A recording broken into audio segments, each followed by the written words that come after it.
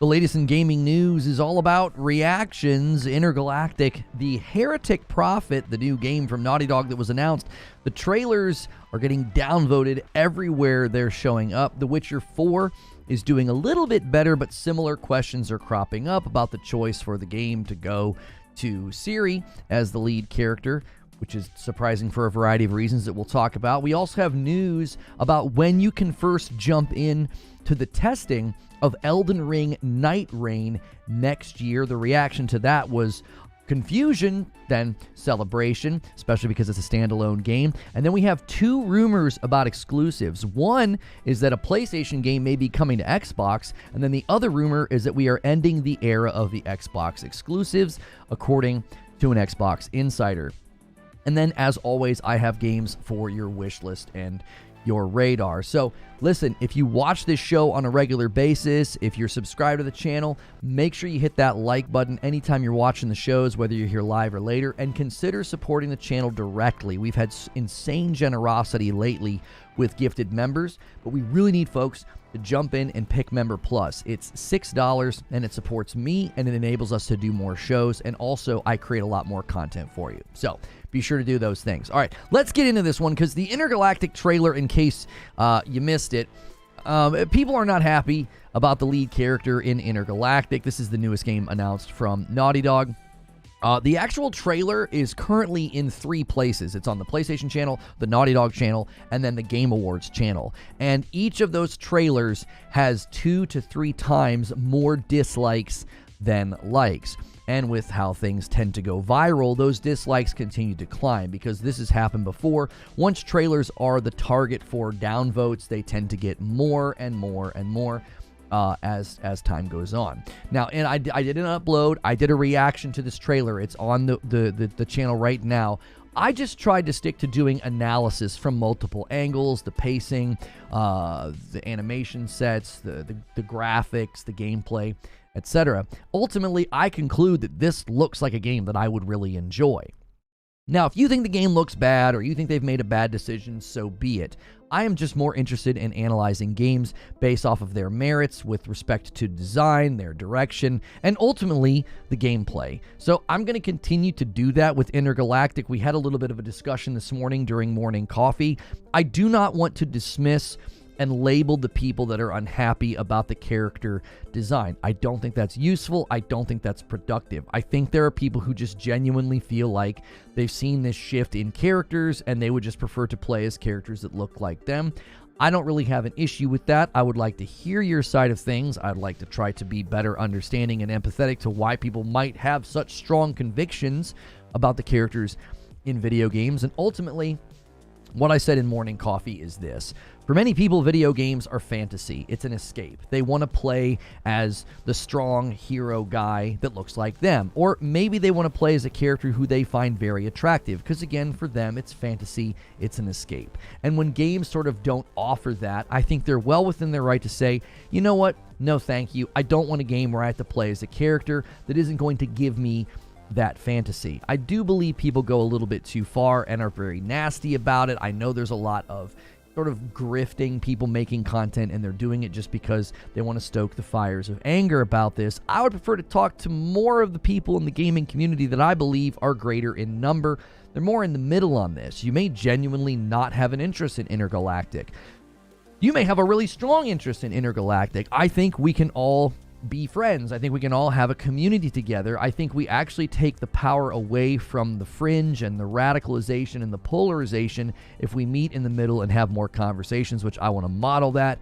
You're welcome to come here and tell me why you don't like a particular game or you're going to skip a particular game, and I'm then free to tell you why I'm excited about a particular game. I think attacking each other and labeling each other is just unhelpful. I myself have given into this in the past, and I don't find it to be productive. I would like to chart a new path forward. So you're welcome to come to this channel, become a member, subscribe, talk, chat, and let us know what you think. Just do so in a respectful manner, and I think we could have a good conversation, which is related to the next trailer that is seemingly also getting some negative reaction. In a similar fashion, many are not happy about The Witcher 4, claiming that they didn't imagine Ciri would be the lead, which is strange.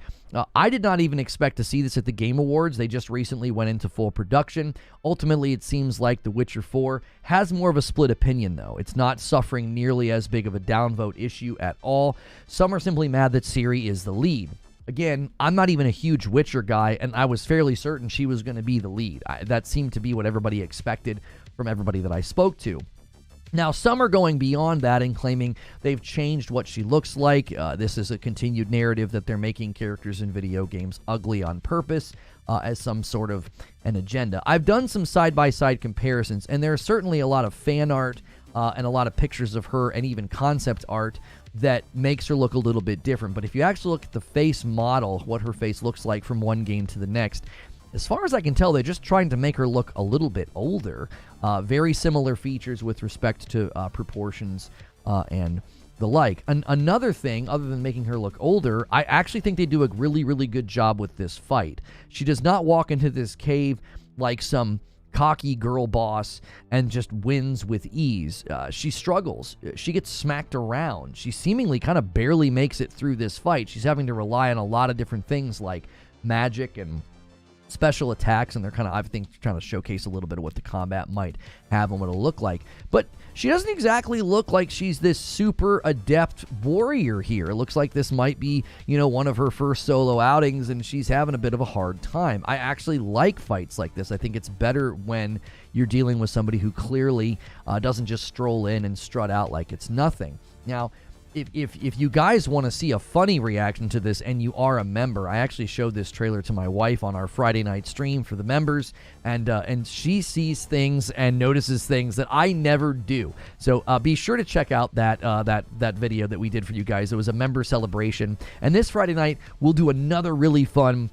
celebration. We'll call it a night of Frickmas with Christmas carols and singing and Christmas books. If you guys push hard and get that stretch goal, we'll do that. Well, this trailer already has almost 4 million views on the Witcher YouTube channel, and it does seem to be doing quite a bit better. Excuse me. So I actually think the conversation about these games will likely just calm down over time, and we can talk about what truly matters, which is the gameplay any good? Is the game any good? And speaking of good games, Elden Ring is capitalizing on their popularity, and the Elden Ring Night Reign trailer has received a lot of praise and excitement. 3 million views alone on the Bandai channel's version of the trailer. There will be a network test in February. So Insider Gaming has the details. They say here, starting January 10th, players will be able to register for the rest of the game's website. To test on the game's website. So you'll be able to go to their website and register on January the 10th. The test will be available on PS5 and the Xbox Series consoles, and this is what they say. The network test is a preliminary verification test in which the selected testers play a portion of the game prior to the full launch. Various technical verification of online systems will be examined by conducting large-scale network load tests.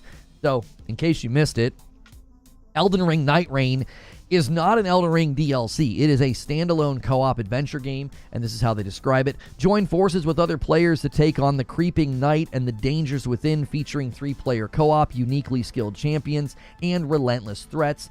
That's how the game description reads. Now, according to PC Gamer, this is a roguelike. And here are some of the bullet points. It is a multiplayer game, but it's purely PvE. It's meant to be played in relatively short sessions for about half an hour each. You play as a member of a 3-player co-op team, exploring a familiar but different version of Limgrave, Elden Ring Starting Zone. The map has a static overall layout with cliffs, caves, castles, and so on, always in the same place, but randomized placements of encounters. You'll run into different bosses, different configurations of ruins, and some of the randomized surprises. Before each run, you will choose one of the 8 final bosses to battle. Before you fight them, you have to survive 2 days of exploration and combat, with each day ending in a big boss fight of its own. On day 3, you will warp to a magical battlefield called the Spirit Shelter to battle the big boss on the run of a wide-open battlefield that resembles the site of a battle against Radahn. As in Elden Ring, you can be matched with random players, or you can use a password to party up with friends. What's funny about this, as I was reading that description just now, This is something I suggested that they do with Elden Ring. I remember when we were speculating if it was going to be maybe an ongoing live service game, and I said something that they could do that would make it really, really fun is create like rogue elements in the dungeons. You would go in and the enemies would be different and the boss would be different. That way your exploration of the game would feel like a whole new experience. Well, I'm not saying they got the idea from me, but I certainly felt like there was something different about Elden Ring. I was like, I think they're going to treat this game differently. I could see it being an ongoing game. Those videos are still on the channel if you want to go watch them. And I said they could seriously do a rogue where you go in and everything is sort of randomized. Your abilities are randomized, the enemies are randomized, and they could really utilize the open world aspects for that. What sounds like Nightreign is that idea, sort of, as a standalone game. So they are taking Elden Ring into an ongoing format, which is something a lot of people doubted was possible, and it's going to be a standalone title. Next year is when it's set to launch. Now, there were 2 rumors about exclusives, and these rumors, I think, are well worth looking at, okay? Because one rumor is claiming that LEGO Horizon Adventures could be coming to Xbox, okay? Insider Gaming has got the report on this, and they say the following. They say that according to Arab media outlet Just Play It, they claim that their sources have said that LEGO Horizon Adventures will be coming to Xbox in the coming months. Now, nobody has else come along to corroborate the claims as far as I could find. Now, given the different treatment at launch, this game is a LEGO game, and it did land on Nintendo Switch at launch, so it's one of the first times we've seen a first-party game from PlayStation not just land on PlayStation at launch. Now, I could see there might have been a contractual clause with LEGO, say, hey, we want it to be on Nintendo, but eventually we also want it to hit Xbox just to maximize potential sales. It's possibly that it didn't get enough sales. The reviews for this game were very tepid. They did not do very well. It got a 70 on Metacritic. It currently has a 57% on Steam from the users, a 79% on PlayStation. That's actually low for a PlayStation score. If you have a PlayStation game on PlayStation below like 85, that's kind of unusual. The general consensus was that this was not a traditional LEGO game and that the gameplay was quite repetitive. Now, my son beat the game, and he kept going back to it. He's even said recently he wants to replay it, and he beat all of the Apex hunts as well. He's 9 years old. So the question would be, did this perform better on the Switch? Did this perform better with the younger intended audience? Like, is that who they really intended to pick this up and play it and love it? Because now he's got this game that he beat on his own. It's like a great memory for him, and he just kept going back to it. I also don't know if bringing it to Xbox would really help. Due to its lukewarm reception and sales on both PlayStation and Steam, you can see the low review numbers. Like, this game did not sell that well. I don't think bringing it to Xbox would suddenly create a large enough amount of sales to justify. That would be a strange decision, and again, I would wonder if it's more linked to a contract with LEGO that we want this thing to hit all platforms. Maybe they like their LEGO games to be everywhere, all right? So, but this wasn't the only headline about exclusives changing. Game Rant had an article entitled, Xbox may have released its last console exclusive, and the article opens with the following statement. A credible insider has claimed that Xbox might be relinquishing permanent console exclusivity going forward. And this is what sparked this, okay? There was a trailer at the Game Awards that set this sort of ablaze, and this is what they say. The recent Game Awards 2024 show revealed that Obsidian's upcoming The Outer Worlds 2 will launch on PS5 day 1 next year, further casting doubt on Xbox's plans for console exclusivity. To shed some light on the matter, reliable Microsoft insider Jez Corden recently took to Twitter to claim an unfortunate future for Xbox fans. According to Corden, the era of permanent Xbox console exclusives is over, and previous and upcoming Xbox console exclusives like Hellblade 2, Avowed, South of Midnight, etc. will make their way to PS5 and other competing platforms over time. Now, it's not surprising after this year. I think this year made it very clear everything's going eventually, unless it's just a really not great game. Like, I don't think Redfall's ever going to make the jump. But seeing it stated so plainly from someone like Jez Corden, who writes for Windows Central, I think people are frustrated, all right? I still personally think you're going to have games drop like Indiana Jones, and others are going to drop like Doom. I think some are going to drop, hit Xbox first, Game Pass and all of that, and then 6 months later it'll land on PlayStation. But then you're going to have day-and-date releases. Now, the reason the Outer Worlds trailer is causing so much consternation is because people felt like it was a bit of a rug pull. When the original game debuted, when the original trailer debuted, I'm sorry, they actually said it was going to be an Xbox exclusive. And that is one of the reasons people are so irritated. They feel like, hey, you really changed everything here. Why did you do this? Why are we continuing to feel like our games are just going to the other side? Like you're announcing games and then you're just taking them and putting them over there. This happened with Hi-Fi Rush. People felt like, hey, that game was our game. That was ours, and that was something that we celebrated, and then you took it over to this other platform. And so people largely feel betrayed. They feel like this is a bit of a, as I called it, a rug pull. When you have your announcement trailer essentially showing the game as an Xbox exclusive, and then you suddenly change your tune later, people are upset. I understand. I get the frustration. I feel as if there was a bit of a rug pull on the Xbox Series X. I was promised a level of performance. I was promised games that would look a certain way, and I have got none of those. Virtually none of the games that have come out have hit that. Redfall and Starfield and Hellblade all launched at 30 FPS. Hellblade is still at 30. Avowed is launching at 30 FPS. That is just so woefully below what was promised.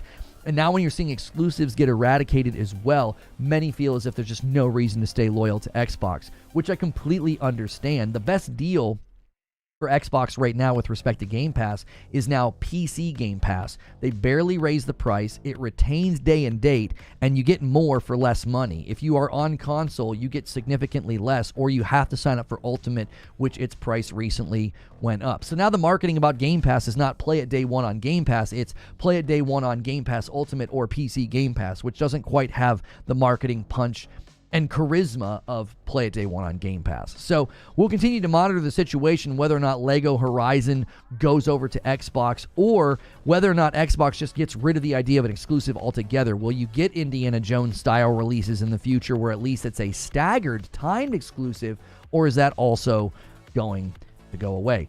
Now I have some games for your wish list and your radar. I was kind of scrambling to get trailers for you because I want you to see these games. This game is called Kill Knight. Now there was another game that I was going to tell you about, but it didn't have a very good score, and it reminded me of Kill Knight, so I decided to put Kill Knight back on your radar. It has a significantly better score. It's in like the 90s everywhere that it launched. It is multi-plat. It launched this year. It's on PC, Xbox, PlayStation, and the Nintendo Switch. Now, for a few days, I was completely addicted to this game. It's very satisfying. It's frenetic. It's fast-paced. It's really, really cool. I will say some of the challenges to unlock new gear. It can get pretty narrow. It can get pretty challenging, but it's got a 96% on Steam and a 90% on PlayStation. It's definitely worth checking out. It's $15. And I wanted to put this one back on your radar because, like I said, I saw another one, and I think the name of the other game that made me, it sort of reminded me of this, is called Dread Hunter. And Dread Hunter didn't have a great score. It had like a 74% or something.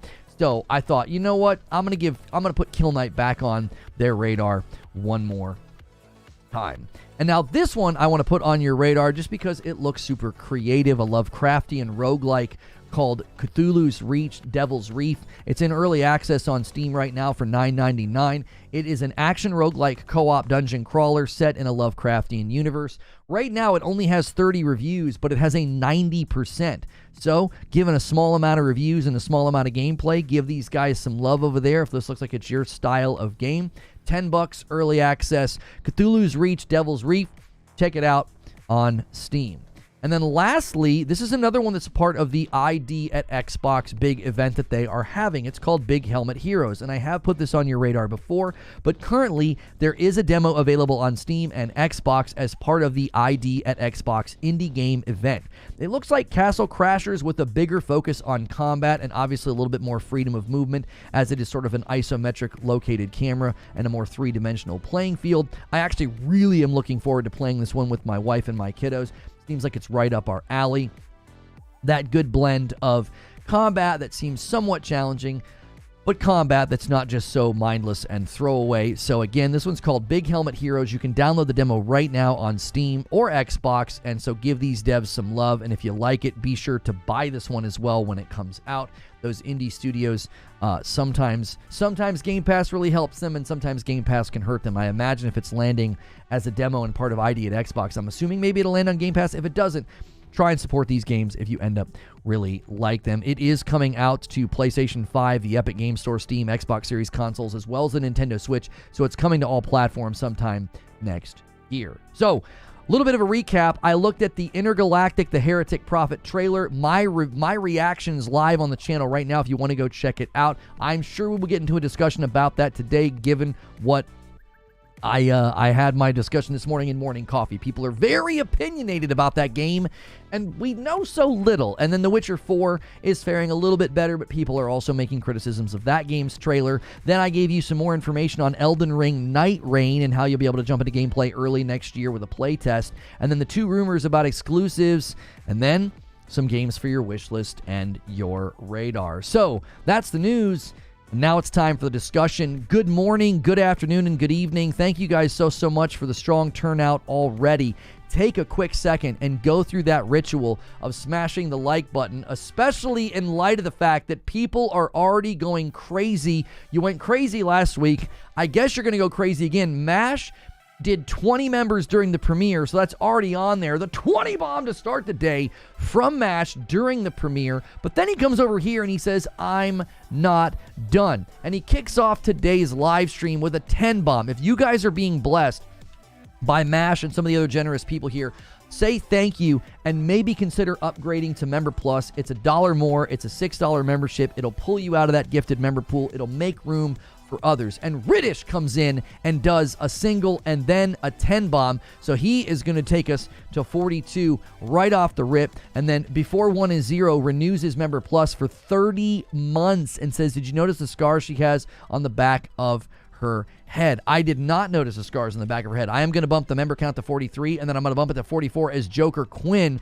bumps the line with the single gifted, very close to the first 50. I give 5 every 50 now, and you can actually make me add to the total with your super chats as Michael tips a 10 spot and says, Neil is outdoing himself with corporate-sponsored immature self-insert this and ugly characters with no manners and bad attitude. Congratulations to him. He did it. Slow clap. I think you're overanalyzing the trailer and projecting onto it stuff that's not there. I didn't get that at all. I feel like you are creating a complete and utter false narrative. You're free to think that, but I think you're not informed by facts. I think you're informed by overstated opinions. And then Danny's going to renew his VIP, and then Luke Vaders is going to jump back in with Member Plus, and that bumps the line to 46. Thank you, boys, so much for renewing those members. This week's goal, if you guys hit the stretch goal, we will do a night of Frickmas. Will be a Merry Frickmas night. I'll read Christmas books to you. I'll sing Christmas carols. We'll have some drinks. We'll have some laughs. It will be a good time. And then Hilly and I, this week, you can make us play another game. Maybe we'll play a game with you. We found some really fun games if you hit that initial goal. Are we getting more Switch 2 pictures? Nintendo Switch 2 to skip the OLED screen. That's not surprising. We saw all the LCD orders early on, and it was like, oh, they're going to go with LCD. To me, it's not surprising. You know, it's not surprising. I think they'll do the OLED later, or maybe they'll do 2. Lona, the short hair already shows storytelling. She has scars all over her head. Oh, are you talking about the character in... I thought you were talking about the Ciri in The Witcher. You're talking about the character... Oh, yeah, you're right. I do see some cuts. She's got at least one that I could see. I just looked at it very quickly. Mike on the mic with 33 months. Good morning, y'all. What's good? Almost 3 years. Almost 3 years of membership. Thank you so much for renewing. And thank you so much for being at Member Plus. I greatly appreciate that. We know absolutely nothing about the character, but she's destroying humanity because of the buzz cut. Well, this is what I was saying this morning. And, thank you so much, Stone Spire, bumping the line to 48. He's probably going to try and solo walk this all the way to 50. Why is it? Oh, I must have bumped numlock. There we go. Now I can type. Michael with another super chat tip says, Naughty Dog should stick to what they did best before Neil destroyed this company, adventure platform games for children. Uncharted 1 through 4, Last of Us 1 and 2, I think you're completely and utterly wrong. You're free to think that, but I think we can demonstrate you're incorrect. They literally have made Game of the Year winners. So, and 2 singles from Stone Spire gets us to 50, but then we're going to roll past 51. Bumble Pants is the agent of chaos. I can't believe everyone's trying to make Jordan a woke character because of the buzz cut. I gave the analysis this morning that I said she looks cozied up with the guy in the picture, right? Like, it's going to be hilarious to me if everybody just assumes she's some girl boss lesbian. And what if this is her boyfriend? What if look at how they're sitting. His arm is around her. Like, you can literally see the edge of his jacket and his hand over here. She's also leaning in. This is a classic sort of like, hey, we're an item. I mean, I don't know. I think people are really, really jumping to bad conclusions. It's going to be hilarious to me if, like, that's her former boyfriend. And then all of a sudden that'll be a destroyed narrative that, like, maybe she shaved her head because they're going into hiding. She's got hair there. She looks more like the actress in that picture, actually. As far as, like, the angles and stuff. There's a couple angles from the trailer that makes it look, she looks a little bit different.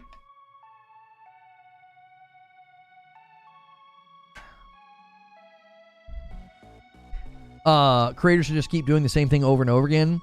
Well, this is what I said this morning in Morning Coffee, okay? I was hanging out with the members, and I said, listen.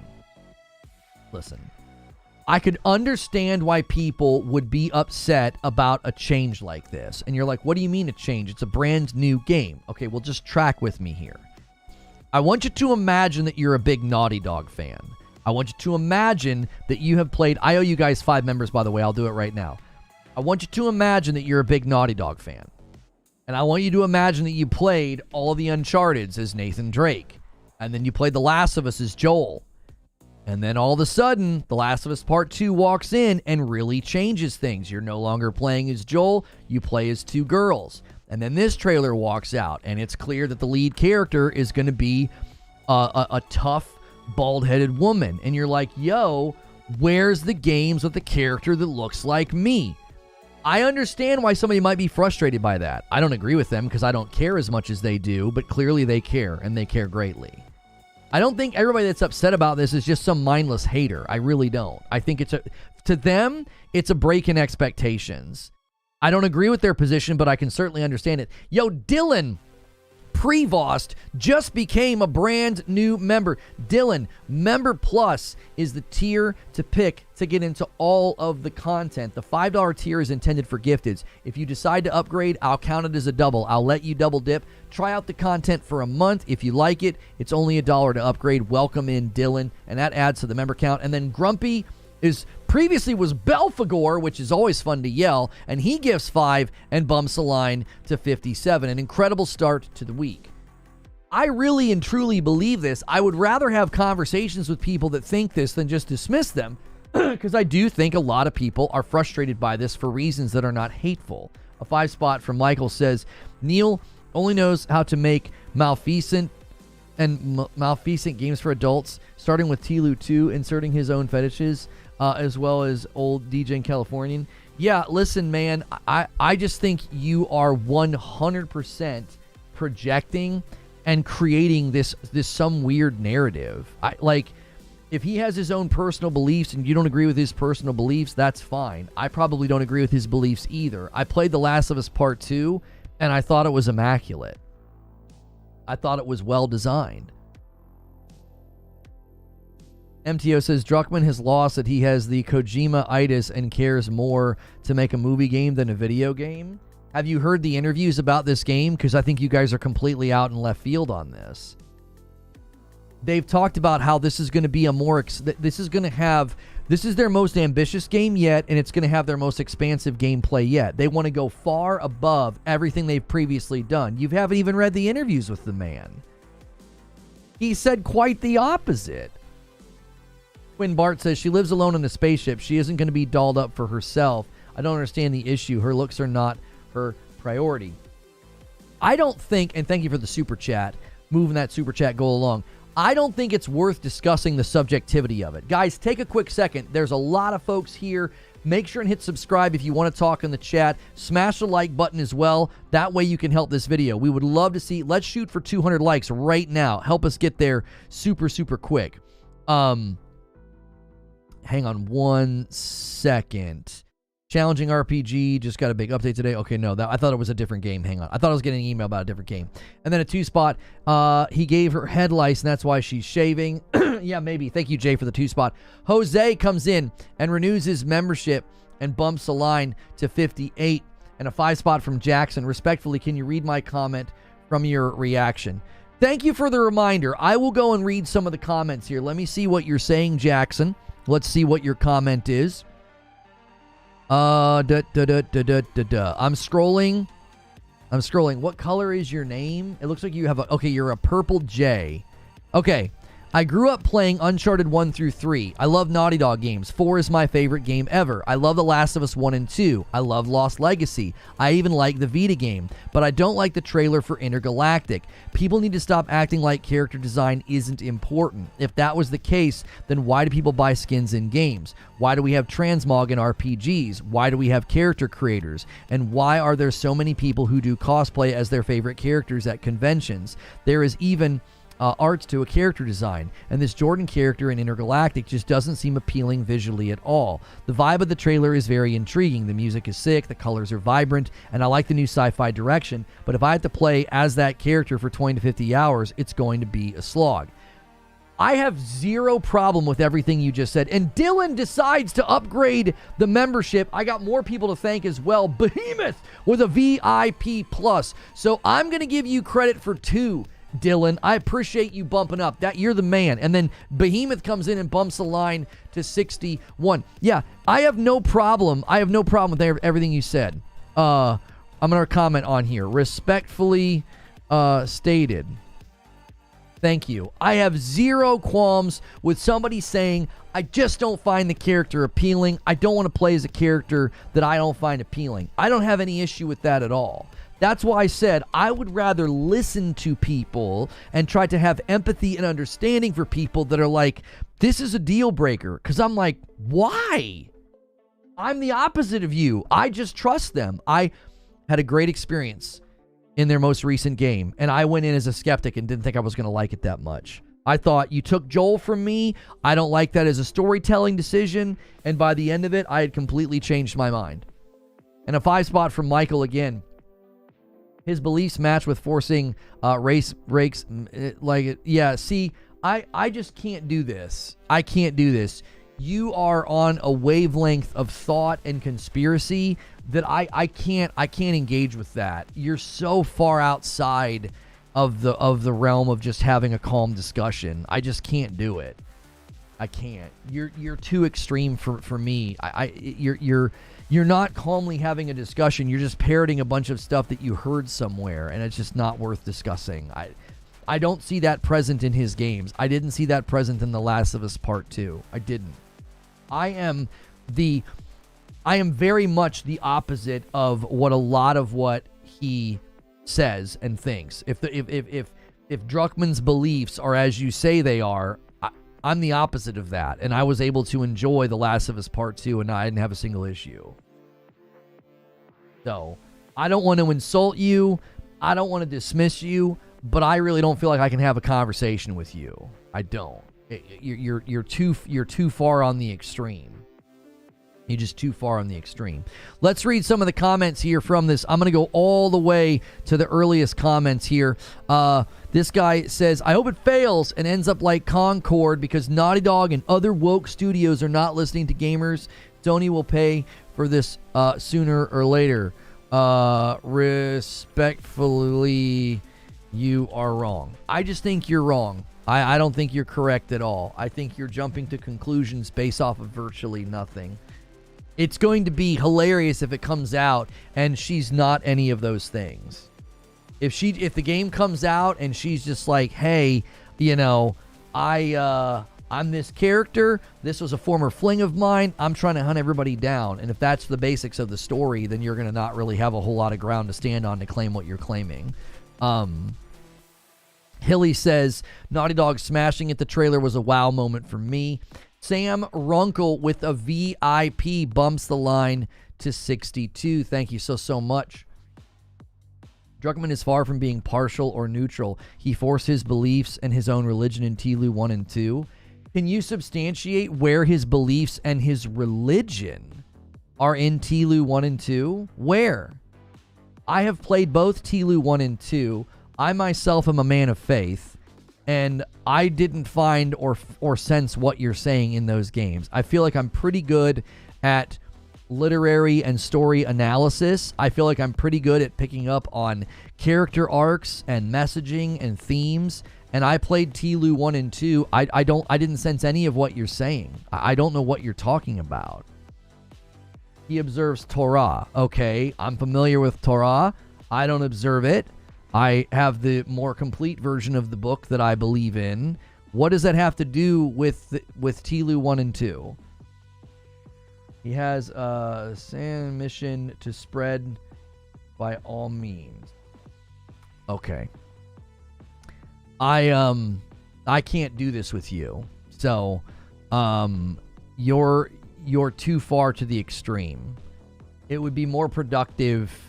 It would be more productive for you to hang out somewhere else. I'm always open to hearing what other people say, but you're going down a path that I don't intend to give a foothold to. You're using phrases and you're using words that indicates to me our discussion would not be productive.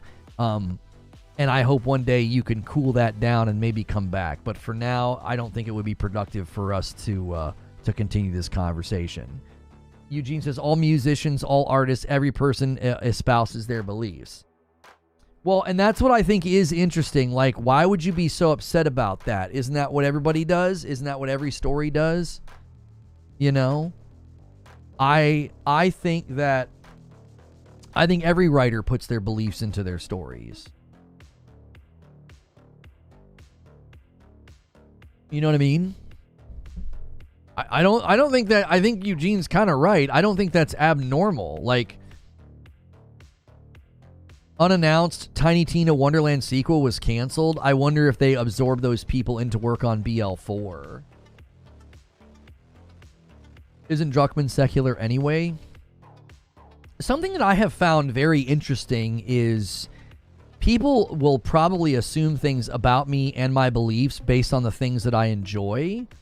I can enjoy the Chronicles of Narnia and Lord of the Rings, and one is a very strong allegory to my faith, and one is more loosely allegorical to my faith.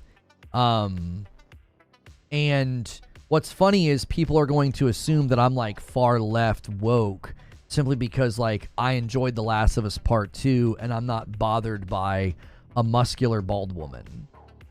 Like, to presume that about me is, to me, is interesting. It's like, I'm not that at all. I'm very much, you'd never be able to break down my beliefs and my view of the world and classify me as like hyper liberal or woke. So to immediately label me simply because like I may have enjoyed something, or maybe I'm just not bothered by the same things that you're bothered by, I'm trying my best not to label people that are on the other side of this. I mean, pay me the same courtesy. This is what I don't want to do. And 3 singles come in from Stone Spire, and he gets us 10 away from 75. That's what he's trying to do. Stone Spire wants the 10 bomb gifted. And a $10 super chat from Vapor. Games are not bound by real-world political historical correctness. As long as the story isn't focused on, look at my diversity and wokeness, a bald masculine woman protagonist shouldn't bother you. And I don't get that impression at all. What's funny is, Vapor, the one character in The Last of Us Part 2 that really bothers so many people, she's actually not what anybody thinks she is. If you actually play through the game, she isn't. She comes from, it's like, she comes from a more traditional setting, and she's like compassionate, and she's straight, but she's muscular. Do you see what I'm saying? Like, even Abby shatters those categories. It's like those categories don't work because even Abby herself, as she exists in TLU 2, is not what so many people thought that she was, which gives me confidence they're not going to do that with Jordan, the character of Jordan in Intergalactic. They're not just going to shove some cliche into the game. You know what I'm saying? It's also, this is interesting. It's also in an alternate universe. And as far as storytelling goes, I really don't think Naughty Dog is going to make the mistake of creating an alternate universe that has a bunch of present day stuff in it. I don't think they're going to modern day their game. I don't think they're going to. If they do, I'll criticize them for that. You guys know that I do that. I don't like when you're suddenly shoving modern day stuff into the games. I was very critical of Rings of Power for that. I thought stuff that they did with the Acolyte was stupid and terrible. I have not once been on the end of like, oh, I'm going to defend all this stuff because I think it's destructive to storytelling. I really don't think Naughty Dog's going to make that mistake.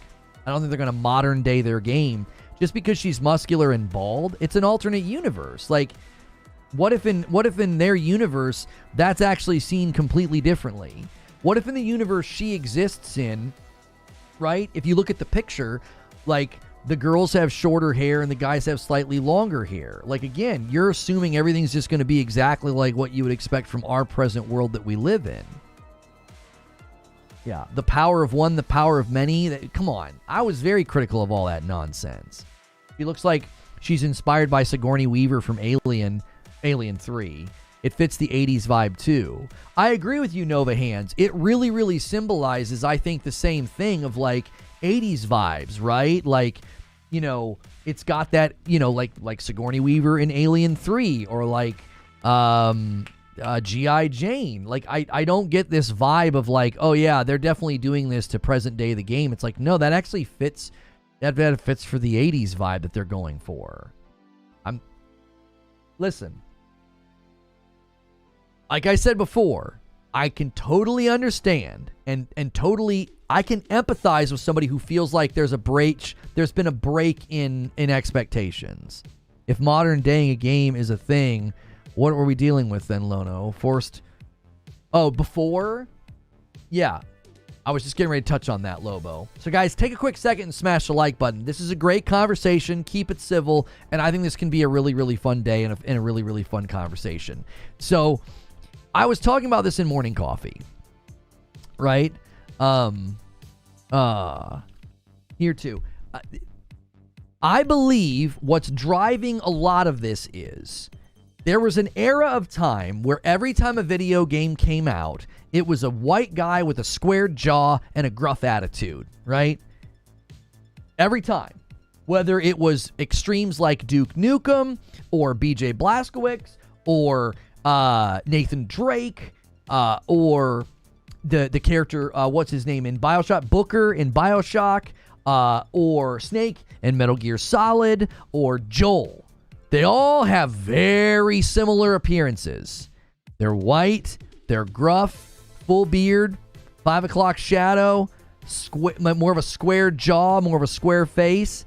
Now listen to me, that is signaling hero.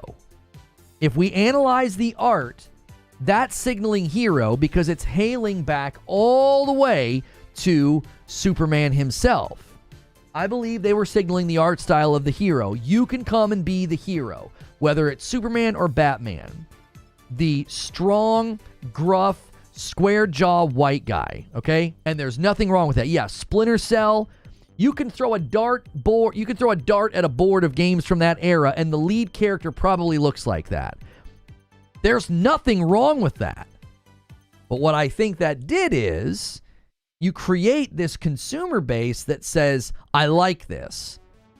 A large portion of the gaming user base, it appeals to them because they can envision themselves being the hero. They can pretend that they're Sam Fisher. They can pretend that they're Joel.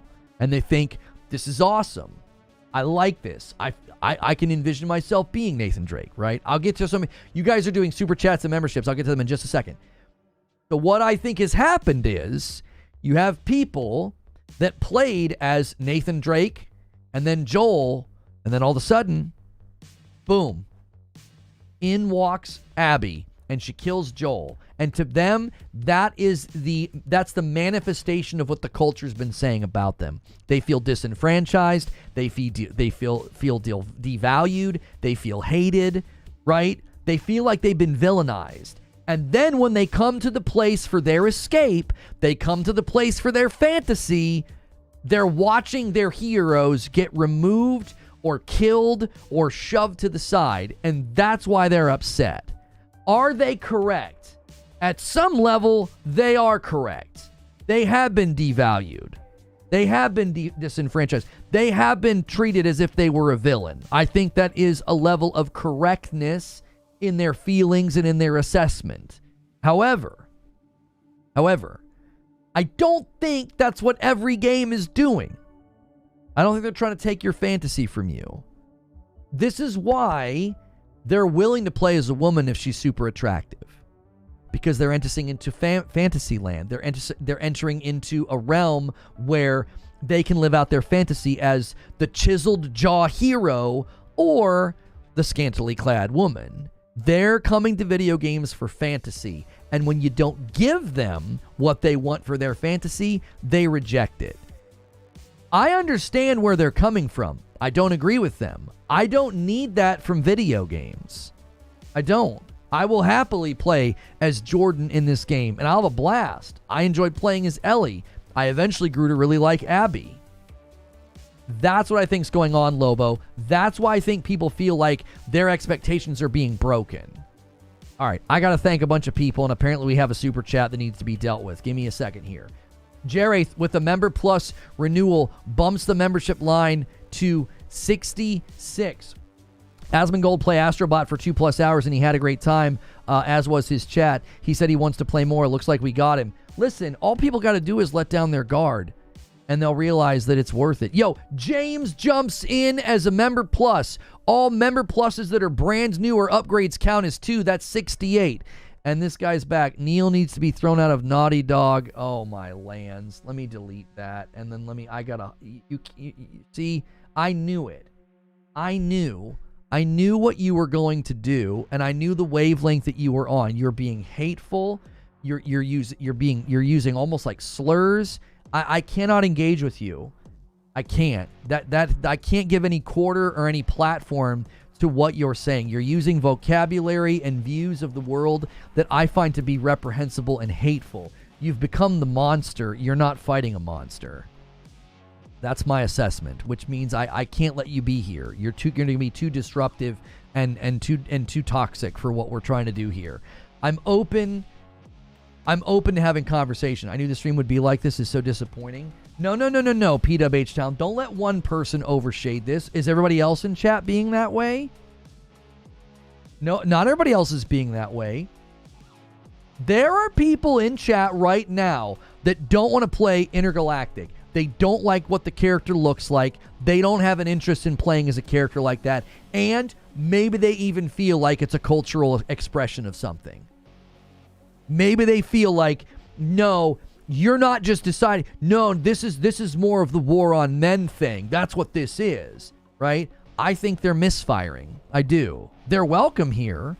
I welcome them with open arms as long as they're respectful. Don't cast everybody under that guy's light. This is what you need to remember. You give way too much power to the inflammatory, the hyperbole, and the radicals when you act like that represents everybody. I think we can have a magnetism of the middle. That's what I'm trying to do. If we can create a magnetism in the middle, do you know what we'll do? We'll pull people away from that side that aren't as extreme. We'll pull people from this side that aren't as extreme.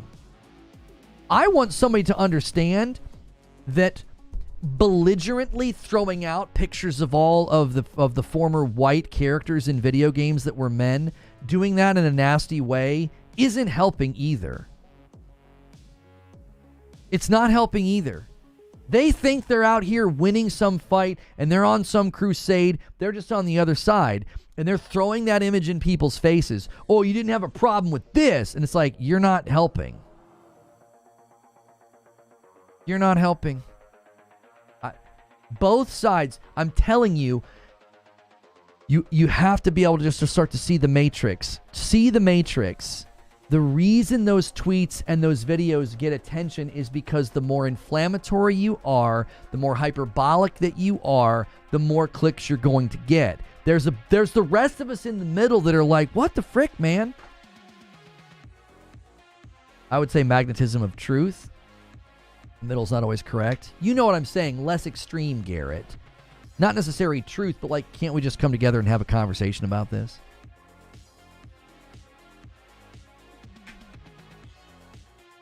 UK Stobbs gets the super chat goal almost completed. Somebody's going to get to make confetti. Super cool trailer, music, graphics. Can't wait to see more. Naughty Dog has always delivered. Keep up the good work.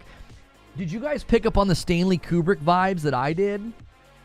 I watched it multiple times and I'm like, this has got Stanley Kubrick vibes to it, man. 2001 Space Odyssey, Clockwork Orange. I'm trying to think of other movies that he's done. The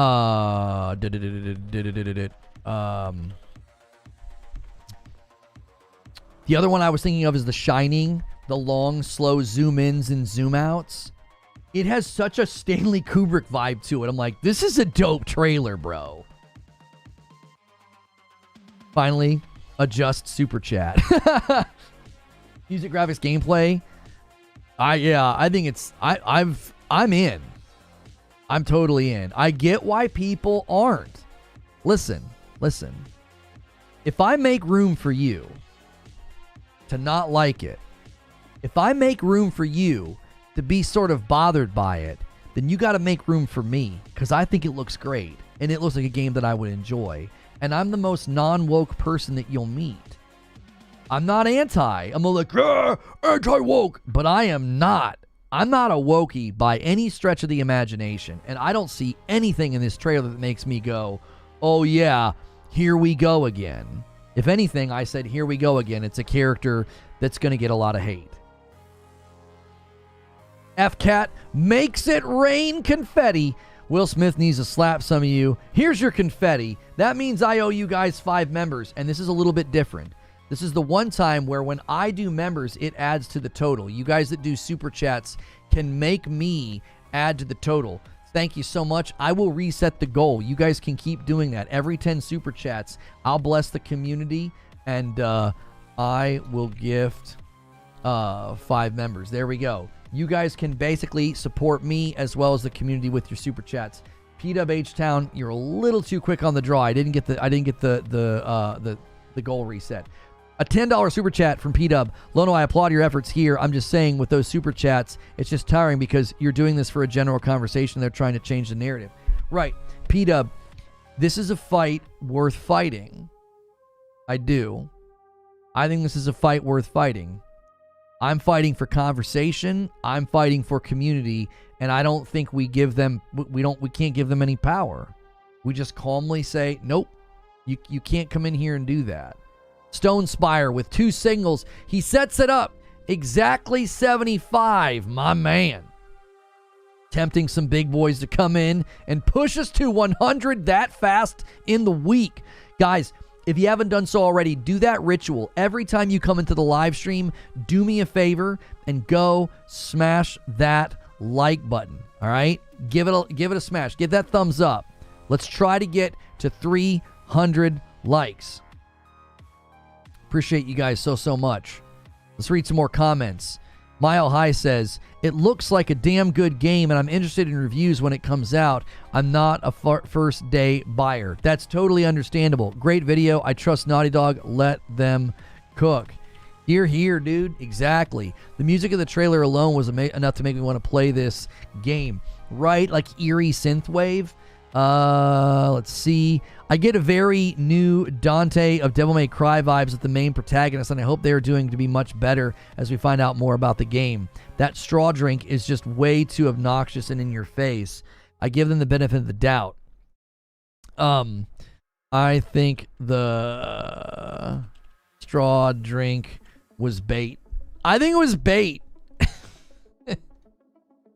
I mean it. I think they know what they're doing. I think the straw drink was bait, dude. That picture is everywhere. Her face doing that is everywhere. People knew. They know what they're doing. Krayos was 17 months in the VIP. It's been a while since I've been able to catch your stream. Glad to be here for some more great discussions. And that is an Agents of Chaos. That pushes us past 76. Thank you so much. And a $5 super chat from Parasito says, where's the middle considering the nature of storytelling? You can't tell the full story of Joel or Jordan with an RPG character creator, right? Yeah, I mean, Paris, this is why you'll commonly find people saying things like, well, why can't I create my own character? Or why can't I play as a guy? They only ever say it when it's a girl. Nobody came into The Last of Us Part 1 or Uncharted or Ghost of Tsushima and nobody said, well, this is lame, why can't I play as a girl? Nobody does it in the opposite direction because it's just the default assumption that if you're going to tell a great story, it's totally fine if the lead character is a guy or if he's really hot. And that's why I'm trying to strip it down to their expectation is fantasy. You either signal chiseled jaw hero or really attractive woman. Those are both leaning into fantasy for the core audience, which there's so many consumers in the audience that are guys. They're white guys that are like, that's what they think. That's what they want from their games. And Belphegor, Grumpy Exile, takes us to 81.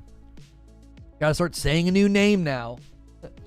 When you mentioned the dev that reacted to the trailer and you said that Naughty Dog was just showing off at this point, were you talking about York Reacts? Was that his name? I think that's what... I just found an article that linked to his video and said that he was reacting and he was a former Rockstar guy. And Frank Sinatra with 6 months of members. You touched on this a bit ago with the white guy protagonist. It's pattern recognition. We've seen this so much over the last few years. Our guard is up. Right, and this is what I'm going to continue to say. Right? This is what I'm going to continue to say. I totally understand why you feel devalued and attacked because you have been. I believe that that is true. I believe there was an overreaction and that men, especially white straight men, have been villainized and attacked and cast as the problem in so many scenarios. And you're just trying to make your way in the world. You're like, I'm not doing anything to anybody. Right? I get it. You have been made into the villain in so many conversations over the last 5 to 10 years. So I understand why you feel that way. And it makes perfectly good sense that when you come to video games, a place of escape, you feel like the same thing's happening there. You're like, all right, well, culture and society is telling me I'm the villain, and now you're doing the same thing in the video games. You're having Abby kill Joel. You're having the lead characters no longer look like me. Here's why I think you're misfiring a little bit. A lot of this is quite literally just people at studios wanting to try something new or go in a different direction. It's not always an attack on you. That statement is so interesting to me. Can we chronicle the existence of diversity in media? I'm not sure what you mean. A lot of times people will say this. They'll say, well, nobody complained about diversity or more progressive thoughts in Star Trek The Next Generation or older movies and stuff. Do you want to know why? Because there wasn't an undercurrent of you're attacking us and devaluing us. This happens all the time. You could just do basic analysis of culture. When a group of people feels devalued, disenfranchised, and cast to the side, sometimes all it takes is a little spark and there's an explosive response and everyone's like, why are you reacting this way? Because they don't understand. We've seen this in certain cities with a history of tension. I'm not going to get into that with you, but we've seen this in certain cities. There's a history of tension there, and all it takes is a spark. And the whole world, that whole city lights on fire. I think something similar is happening here. I feel like that's happening here. I believe a lot of men, especially younger men, young to middle-aged men, they feel very devalued and attacked. And then when they see it in video games, they think, oh, you're doing the same thing here. I'm understanding where they're coming from. I'm not saying I agree with them. The reaction is so extreme. It's so extreme. And yet, I totally understand why it's happening. Because you've been the villain for 700 years, you kill so many people, why can't we have 10 years? Why are you complaining? I'm not sure what you're responding to. Because you've been the villain for 700 years. You kill so many of my people. Why can't we have 10 years? Why are you complaining? Who are your people and who am I killing? I'm sitting in an office chair in suburban America. What are you talking about? I'm not killing anybody.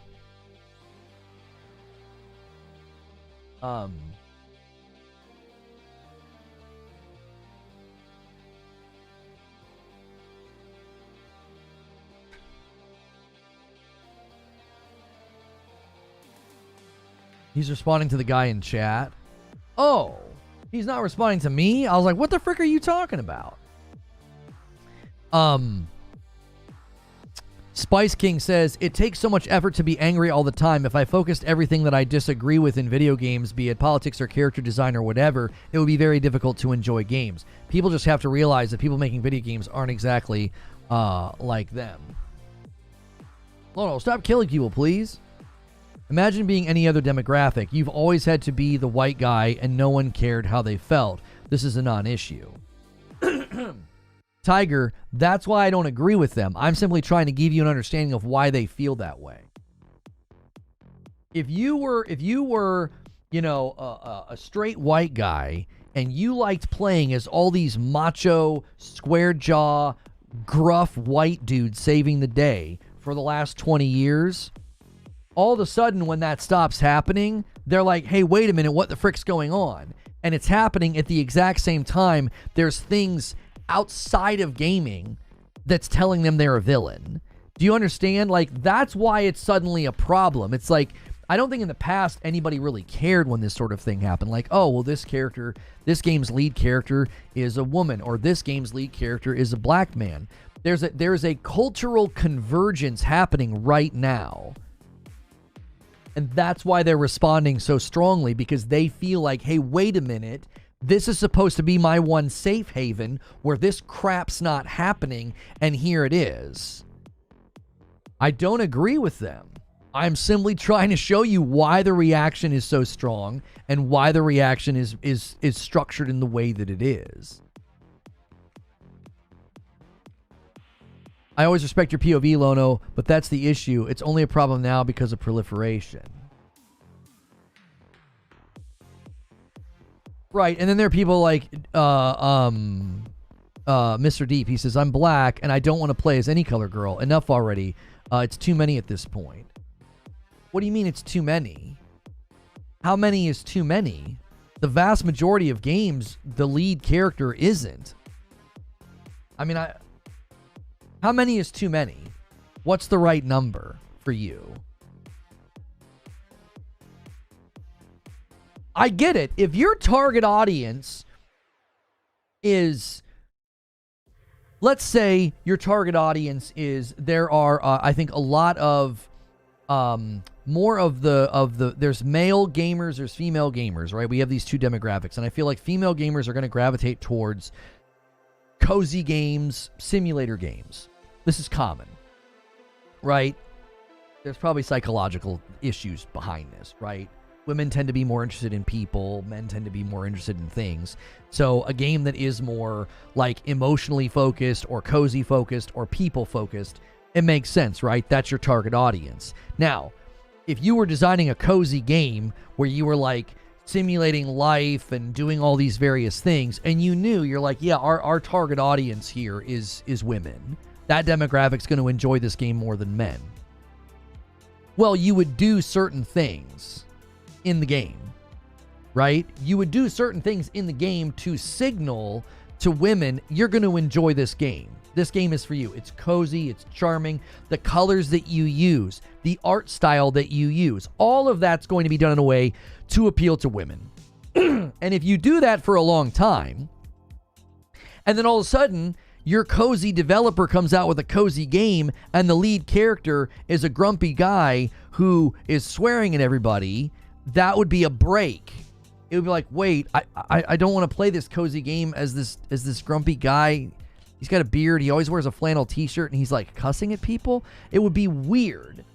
That's what I think is happening here. It's like developers that are sort of known for come and live out this fantasy as the dude hero, aren't giving you that anymore, and you feel that's not just, and so you react in anger. That's what I think's happening at a foundational level. It's like, hey, wait a minute. What are you doing? You're supposed to be giving me the male fantasy hero story. I don't want to play as a girl. That's what's going on. This is what I'm trying to do. I'm trying to show you there are people that aren't being nasty, hateful, and terrible about this. They're not just some mindless, boneheaded incel. They're like, come on, man. What? I liked playing as Nathan Drake. I like playing as Joel. What's going on here? That's where they're coming from. I don't necessarily agree with them. I think they're free to think it, though. Division is the culture to people's modern behavior and ideas like this. Oh, as far as like being divisive? Victory says, y'all need to start putting at when you're using a super chat to respond to a specific person or argument in the chat. Loving the overall level-headed discussion about a sensitive subject. Thank you, Victory. This is something I wanted to model today. I told people, I was like, I don't want to shy away from this. I told you guys this on Friday night during my member stream. I was like, I don't want to shy away from this. I don't want to make my content all about it. I'm not going to be making videos every other day about this, but I want to just be like, listen, we should be able to face these things head on and have mature discussions. Joel wasn't a hero. A lot of people felt like he was. A lot of people played that game and felt like he was. That's why that game has been so popular and so interesting, is because everybody's always debated whether or not he made the right decision, whether or not he was a hero. My point is that a lot of people played that game, they envisioned themselves as him. As the do whatever it takes, gruff, cast aside guy. A 5-spot from Peachy Creamy. I agree with Lono somewhat. I'm a pinky kami wokey as they come, and I still appreciate a respectable articulation of an indefensible position. Well, I think you can go so far, Preachy, and I won't try to empathize with someone who's being hateful. Excuse me. There are people being hateful about this. They are. I'm not trying to understand or empathize. I think they've been radicalized. This is where they started. This is why just name-calling and mocking and casting them to the side, as I've done in certain instances, I don't think that's helpful.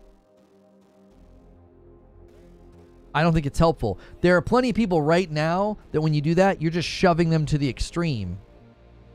If you start like I gave this example this morning in Morning Coffee. A $10 super chat from Tanner.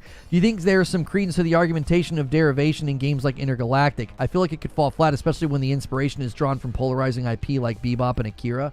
Why are those IP considered polarizing? Akira is polarizing? Anyway, you got to flesh that out for me, Tanner. I said this morning. I think people will live into the identity that you give them. All right? Now, while I'm trotting this argument out, guys, take a quick second. Let's try to get 300 likes on the video. Smash it. Hit that thumbs up. Think about it like this. If you tell your kid every day that they're stupid and you're unkind to them, eventually they will live into that identity of being stupid. They won't apply themselves. They won't try. They won't bother studying. Why? Like, I'm stupid. I'm just dumb. On the flip side of that coin, you have people who constantly tell their kid they can do no wrong, and it's the teacher's fault, right? They shouldn't have given you a C. You're smart. You deserve an A. This is extremely seen to the extreme in Harry Potter with the one boy who his parents act like he can do no wrong. That kid will live into that identity. He will live into that identity. He will act like he can do no wrong. He'll be completely disabused of that once he gets into the real world. And he'll probably turn out to be a real a-hole. People will live into the identity that you give them. If you keep talking to people like they're a Neanderthalic, stupid incel, you know what they're eventually going to do? They're going to say, fine, I guess I am. And they'll just live into it. You're just going to shove them to the radical position by doing that. I don't think that's very effective. I don't think it's very compassionate. I don't think it's a way to express or acknowledge humanity. So, I'm not going to give a foothold to people that are going to come in here and say hateful things, but I certainly want to hear from people who don't see this the way that I see it. I disagree. R.E. Safe Haven. Art is a reflection of society, not a place of... I'm not sure what that last word is. Autogon with the 2-spot. Joel is a hero. to any dad your kid over the earth. I think over time the vitriol will die down, says Rodden Smith. The noise and the level of toxicity is unsustainable. Might spike up when the game releases, though. Lone Wolf says, treat a person as they are and they will remain as they are. Treat a person who they could be and should be, they will become that. That's exactly the thought. Exactly, Lone Wolf. A $20 super chat from Resolve. I've grown up watching movies and playing video games of characters that look nothing like me. The substance of the character and the story is always what mattered to me, so hard to tell who's being good faith nowadays. Resolve, I totally agree with you. I totally agree with you. Because I feel like it gives me a window into their experience. I've always appreciated that. It's like I get to experience like, oh, wow, this is a very interesting story. I mean, some of the most interesting stories, I think, do that. They take you on a journey with characters that are not like you. It's one of the reasons why I loved Lost so much. There were characters in there that reminded me of myself. I loved Charlie because Charlie makes a mess of things, but then he finds redemption in the end. And I have certainly done similar things and made a mess of things and then found redemption. But there were also characters in that show that I did not connect with at all, but I loved seeing their story. I loved learning about what it's like to be from that sort of an upbringing, background, culture, or whatever. Why do people want to play a video game with a character that looks like you? I thought the point of gaming was to escape reality. Well, it is to escape reality, Unread Gaming. It is. And you know what they want to do sometimes? They want to feel like they're the hero. Or they want to gawk at a good-looking woman because that's fantasy to them. To them, the video game is there to give them fantasy. At some level or another, that's what they want. They want to go somewhere else and experience something different. And some people want to play a game where they envision themselves as the hero.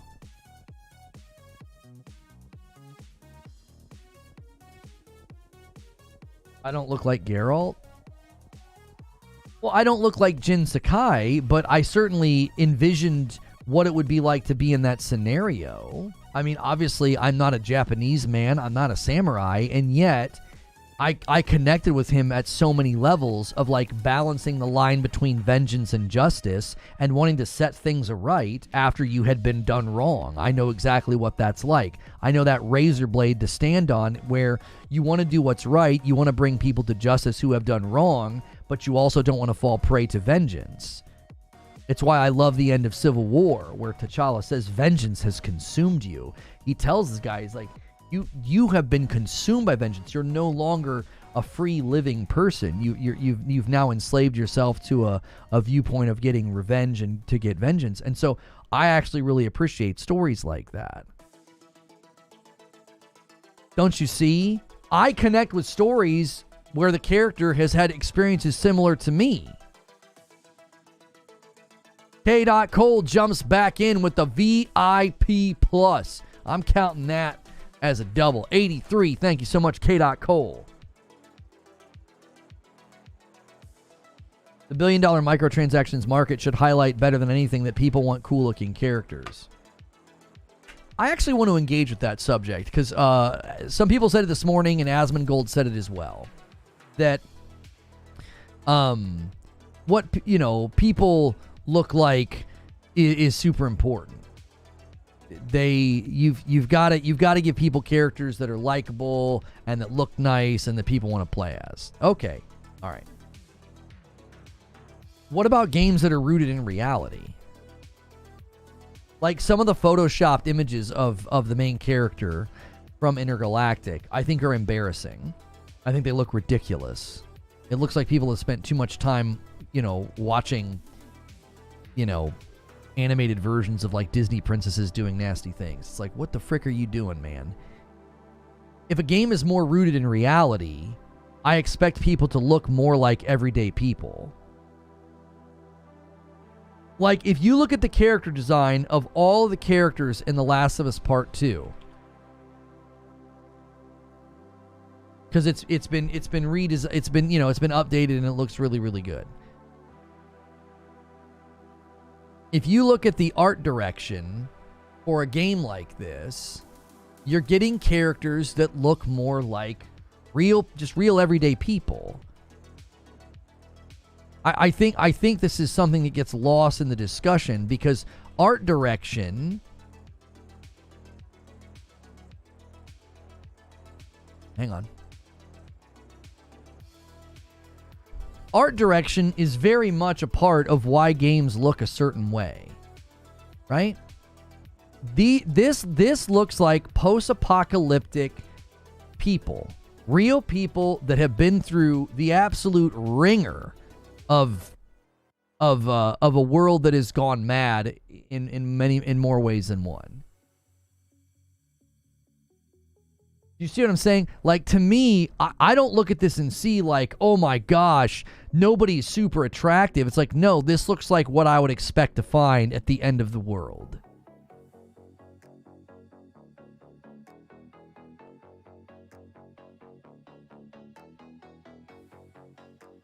Looking at the designs now, no idea why you would say she's totally out of place. Right, it's more in the vein of Naughty Dog's art style. It's in their lane. It's like, this is what they do. They make just like realistic, normal looking people, not people that have been like airbrushed up, Instagramified up, beautified up. Like, I do think sometimes too that guys need to decide what they want. I've noticed a lot of the times from this side of the issue, they get really angry about filters on Instagram and makeup. And they'll really give a lot of ridicule to women that do this sorts of things. But then when they show what they want out of a woman in a video game, it's quite literally that. It's basically like, throw a bunch of makeup on them and give them the Instagram filter. That's what I want.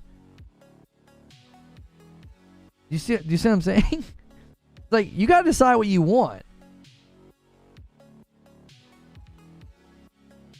But I don't want realism in my games. If you don't want games like this, Nintendo's got you covered. Right? K. Cole says, gamers want realistic environments and graphics and fantasy women.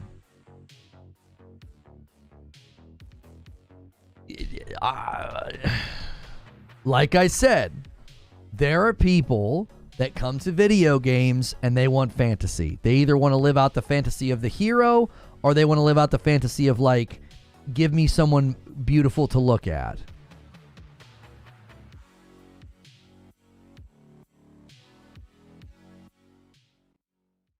And it's not surprising that a lot of the times when these guys get called out on Twitter, they're not a 10.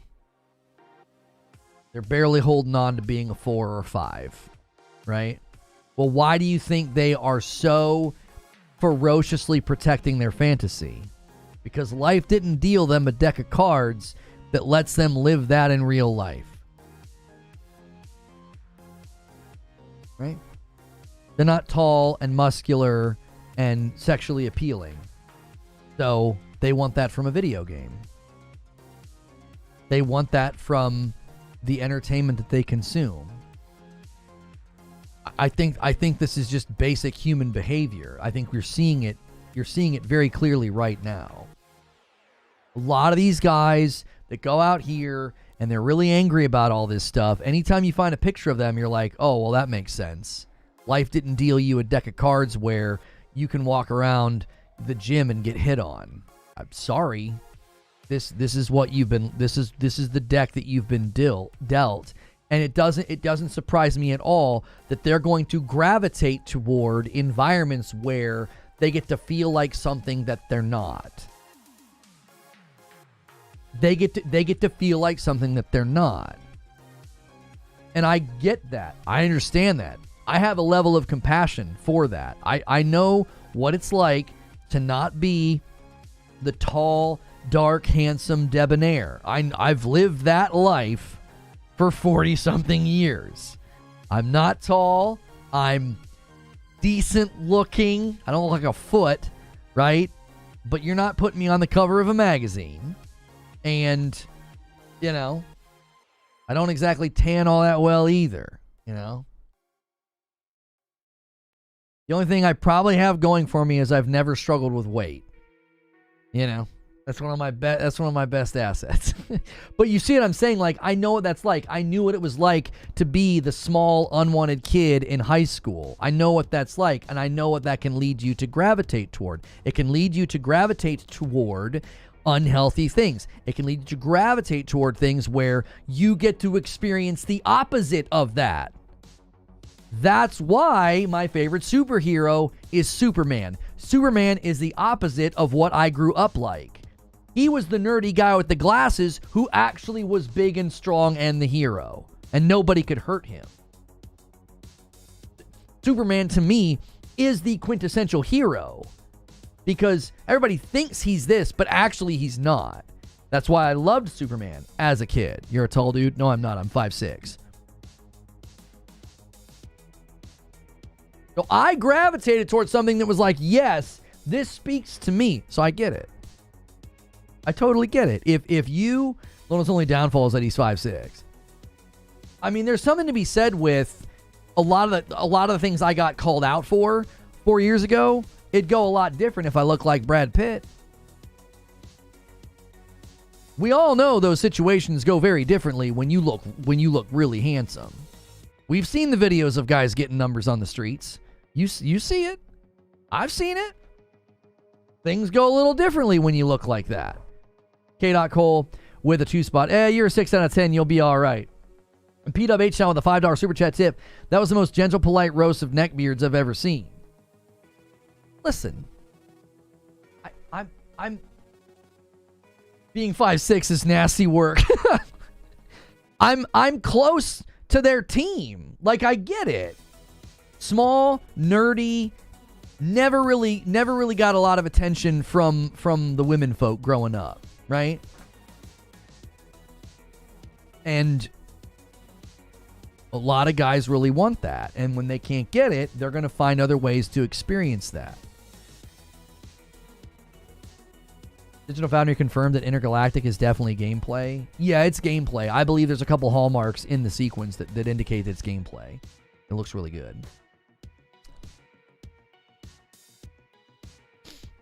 Lobo left a comment on the video and he says, I just ignore anyone who uses the term as a pejorative. It pains me to hear how it's been hijacked, but it is what it is. I don't think it's as simple as meaning of the word changing. It's more sinister than that, but pointing it out is like pissing in the wind. Gotta reframe the discussion with non-loaded terms. I think that's the most effective way to do it, Lobo. You got to reframe the discussion with non-loaded terms. As soon as you're using loaded terms, it just gets ruined. Trill Troll with a VIP says, Lono is 5'6", but his attitude is 6 foot. My family has always told me that. That bumps the line to 84. My family has always told me that I've always had like a 6 foot attitude. Which, when you're shorter, that tends to happen. It's how you survive. Tanner with a $5 super chat. I meant to say popular, not polarizing. If something draws inspiration from something popular, does it run more of a risk of being seen as derivative? I don't see evidence of it being derivative. No, Tanner, I don't. I see it just being more of an artistic touch point. Her jacket, the vibe, the music. I don't see it being derivative. I think derivative becomes problematic when the gameplay is derivative or the story is derivative. The art style taking inspiration from Akira, I don't think is hurting it at all. If anything, I think it's helping it. I think it looks great. You have the confidence of a much taller man. Yeah. If you think you're not as attractive or unappealing, generally others will agree with you. I can appreciate the conversation and not argument about this all as well. We can't ignore them. It just feeds the problem. I believe that we've got to basically, we need to make it very clear that you can come here and discuss these things as long as you're respectful. And we're not going to like run people out on a name-calling rail. Too much stuff is woke or political nowadays, says James Pitt. Sadly, it's bleeding into video games. My personal opinion about that is, number one, it's been very much overstated. It's been very much overstated. I don't think it's as bad as everybody's making it out to me. Okay. Lono probably packing. I mean, if the shoe fits. Anyways, so I mean, I would say it's very much overstated. I think that there is a presence of a shift. And here's where I think we're misfiring. Do I think there has been an intentional effort to put more women leads in video games? Yeah, I believe that's clearly happening. We have to ask the question why. We can't presume why. We have to ask the question why, because not all games are the same. Celine being the lead character in Returnal isn't a problem. It didn't do anything to the story. If anything, it enhanced the story. Right? I think a lot of the times with these situations, people are misfiring. I think they are. I think they're misfiring. I think they're like, oh, here we go again. Here we go again. And it's like, what if internally they said, we've made an awful lot of games where the lead character looked like this. Let's try something new. As an example, like, look at how Aloy looks in the Horizon games. And that's been grossly misrepresented, and they've tried to claim that they made her look ugly. And of course, they have to do it with lies and photoshopped images. Right? I found the cure for not being 6 foot. It just took 8 years of uni, 6 years of residency training, and 4 years of corporate. Yeah. I found a very different path, Mash.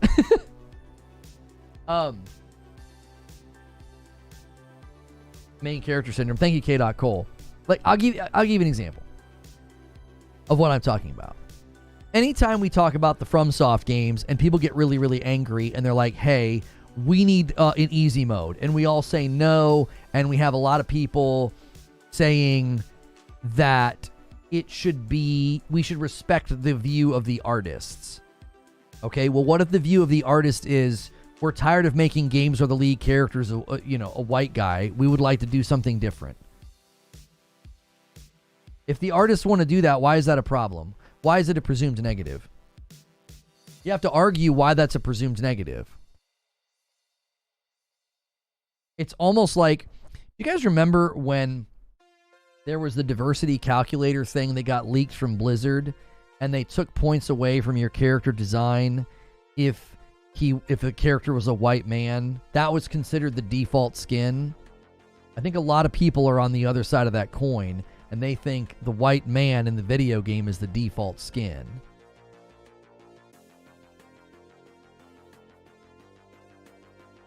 I don't know if that's saying the quiet part out loud, but that's what it feels like to me. It's like you're just presuming that you're the default skin in the video game, and if it leans away from that, that's suddenly a negative and a problem.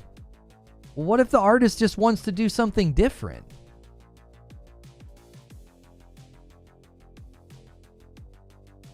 How dare they go against the main demographic that buys our games? Listen, K.Cole, I think that is an economic reality of what's going on. You've been making games for decades that really appeal to dudes, especially like nerdy white dudes, and now all of a sudden you're making games that have elements to them that are like, hey, that's not appealing to me, and they're speaking it.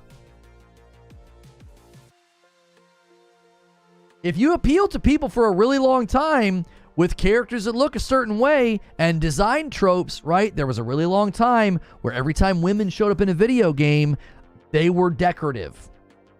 They were half naked. That was their presence. That was their addition to video games. And now they show up and they might be tough. They might be gruff. They might be the hero. And it's like, whoa, whoa, whoa.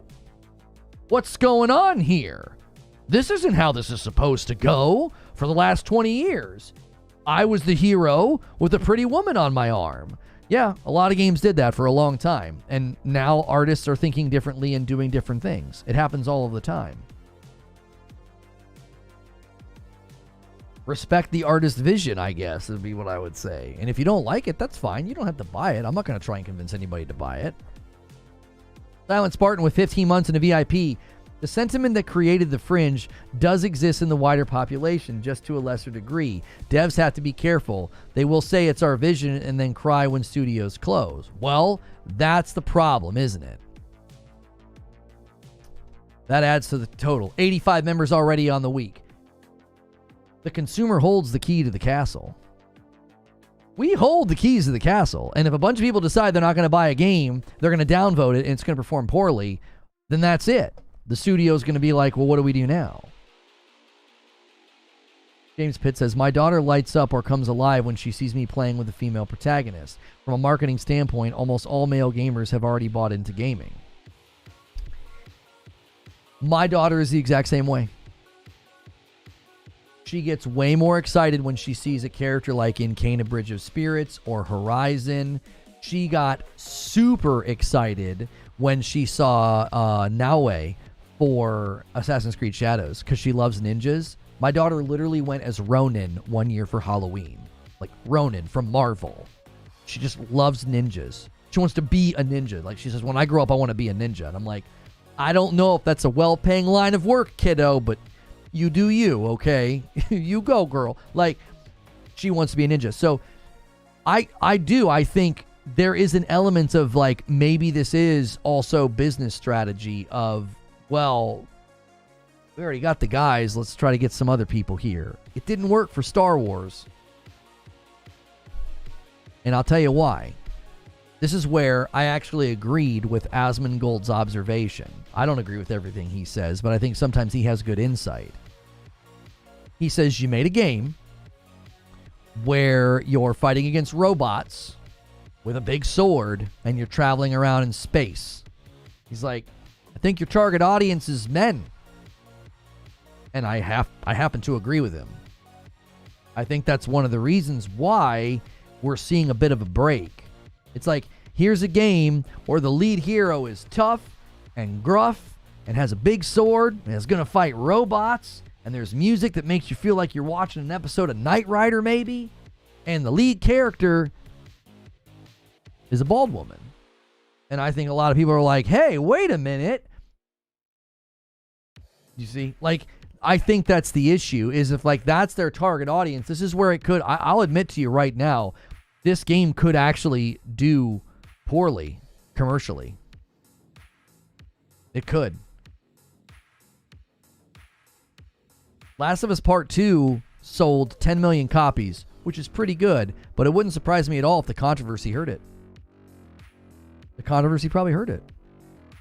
First game has sold like, what, 30 million something copies?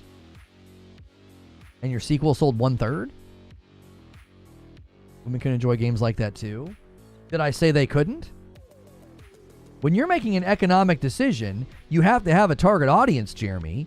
And if you're trying to target women for a third-person action-adventure game where you are carrying a big sword and traveling through space, you're very likely just going to find yourself appealing more to men than women. I think that's not saying that women can't enjoy it. What do you think the demographic is, men to women, that buy like a Dark Souls game? What do you think the demographic breakdown is? It doesn't say that women doesn't. That doesn't mean that women don't buy it. It doesn't mean that women can't enjoy it. It's just a trend. And trends determine profitability. Right? TLU sold 17 million in 5 years. TLU 2 sold 10 million in 2 years. TLU 2 sold less than its predecessor. Oh, dang it. I missed my opportunity. Oh well. There's always been women protagonists. The issue is how they are displayed. People like Charlie's Angels and Ripley. People hated Rey and Captain America. Context is key. A chef changing the recipe to a dish that has been served for 15 years and gets terrible reviews from a customer, you can't then cry about the customers not liking the change. Common sense. No, yeah, that I completely agree. Incredible. I think there's an economic reality here that these studios are learning. And I think it's going to be really, really tough for them to accept that a large portion of their audience isn't going to budge on this stuff. It sold less than a game that's 9 years older than it. Say it isn't so. I mean, 10 million. I'm not saying 10 million's bad, Eugene, but it's been 4 years. I would have expected after 4 years' time for The Last of Us 2 to have caught up more to part 1. It's a third. Where's Ragnarok stack up to 2018?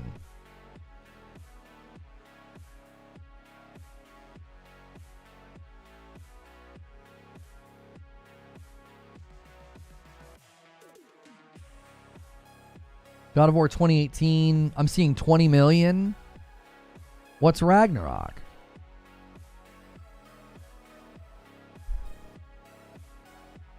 I'm seeing 15 million for Ragnarok. Ragnarok decimated 2018. Yeah, I feel like Ragnarok did incredibly well as a sequel. And yes, the first Last of Us is a lot older and has a distinct advantage, but you would think with that many people buying the first one that would increase the odds of your second one doing very well. People bought it for the PS3 and the PS4, they had to. So there certainly is a double dipping element, and that might have helped pad the sales, sure. So still, the second game seemingly didn't sell as well. Naughty Dog doesn't have a recipe that's been replayed for 15 years. In fact, their stories vary dramatically between the games. I don't know if it's the story. I think it's what they look like, AOZ. You can't have Nathan Drake in the center stage for that many years and then have Joel in the center stage and not expect people to feel like, hey, wait a minute, what are you doing? A 25 spot from Behemoth. He makes it rain confetti. I wish people would give a chance to Naughty Dog to see what the game will provide and then judge. I believe they will create an amazing game.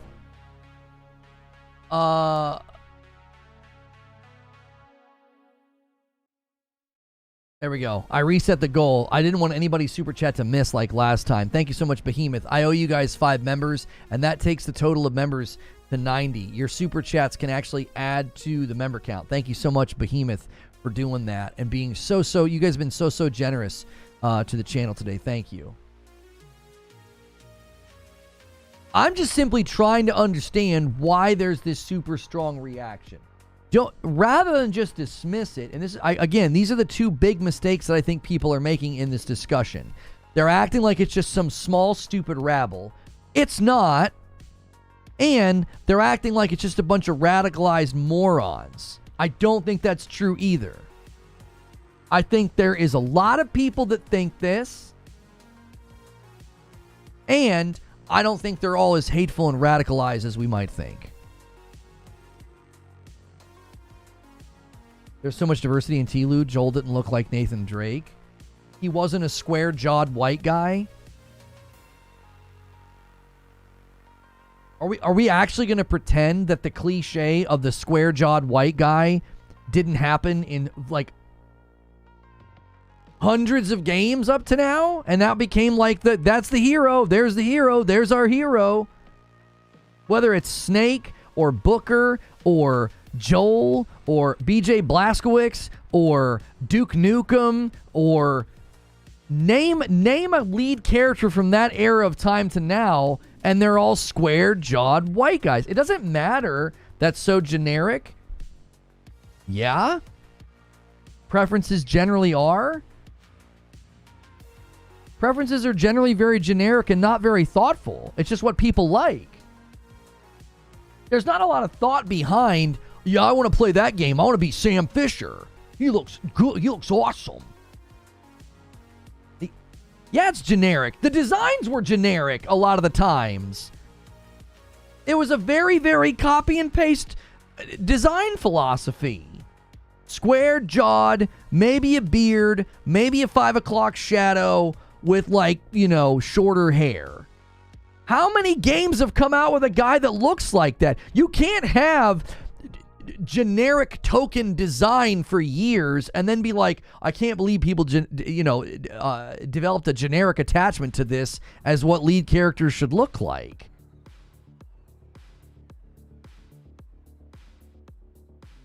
I'm not even saying they're right. I'm just saying this is a glimpse into why they think this.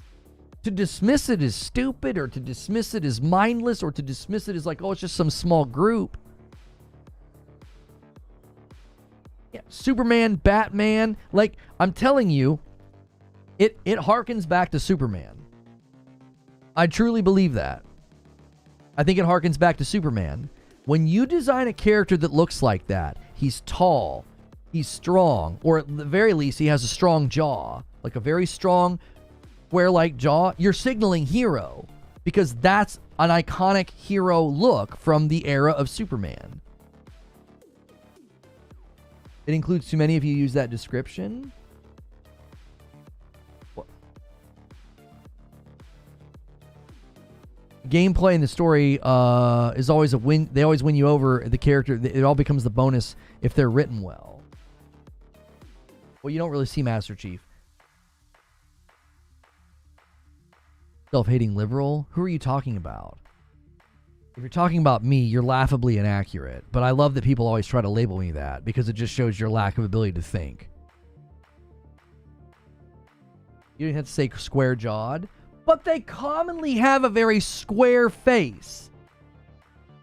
Don't you think that's interesting? You don't think it's interesting that, like, Joel and BJ Blazkowicz and Snake from Metal Gear and Booker, you don't think it's interesting that they all have like square jaws? Me, you think I'm a self-hating liberal? You know nothing about me or my beliefs. You sound like you have no idea how to engage in conversation without just labeling somebody.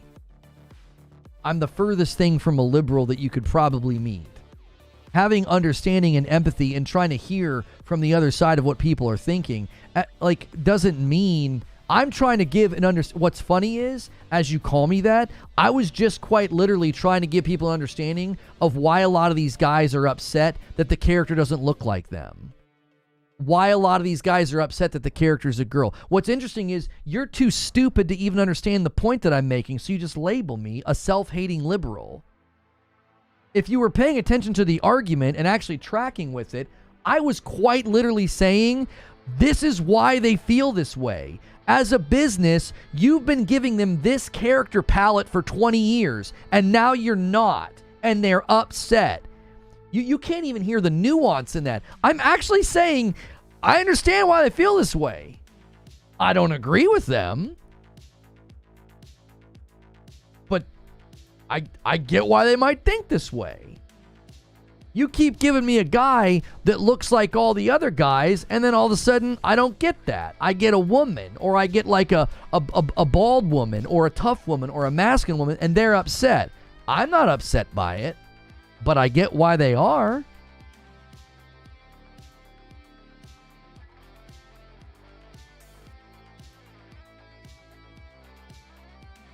Like, this picture is circulating, right? How do I zoom in on this? This picture is circulating to establish that for a really long time, lead characters have pulled from a very basic palette. Like, we're not going to look at Frank Woods and then look just a little bit over here at Joel, and we're not noticing some similarities here.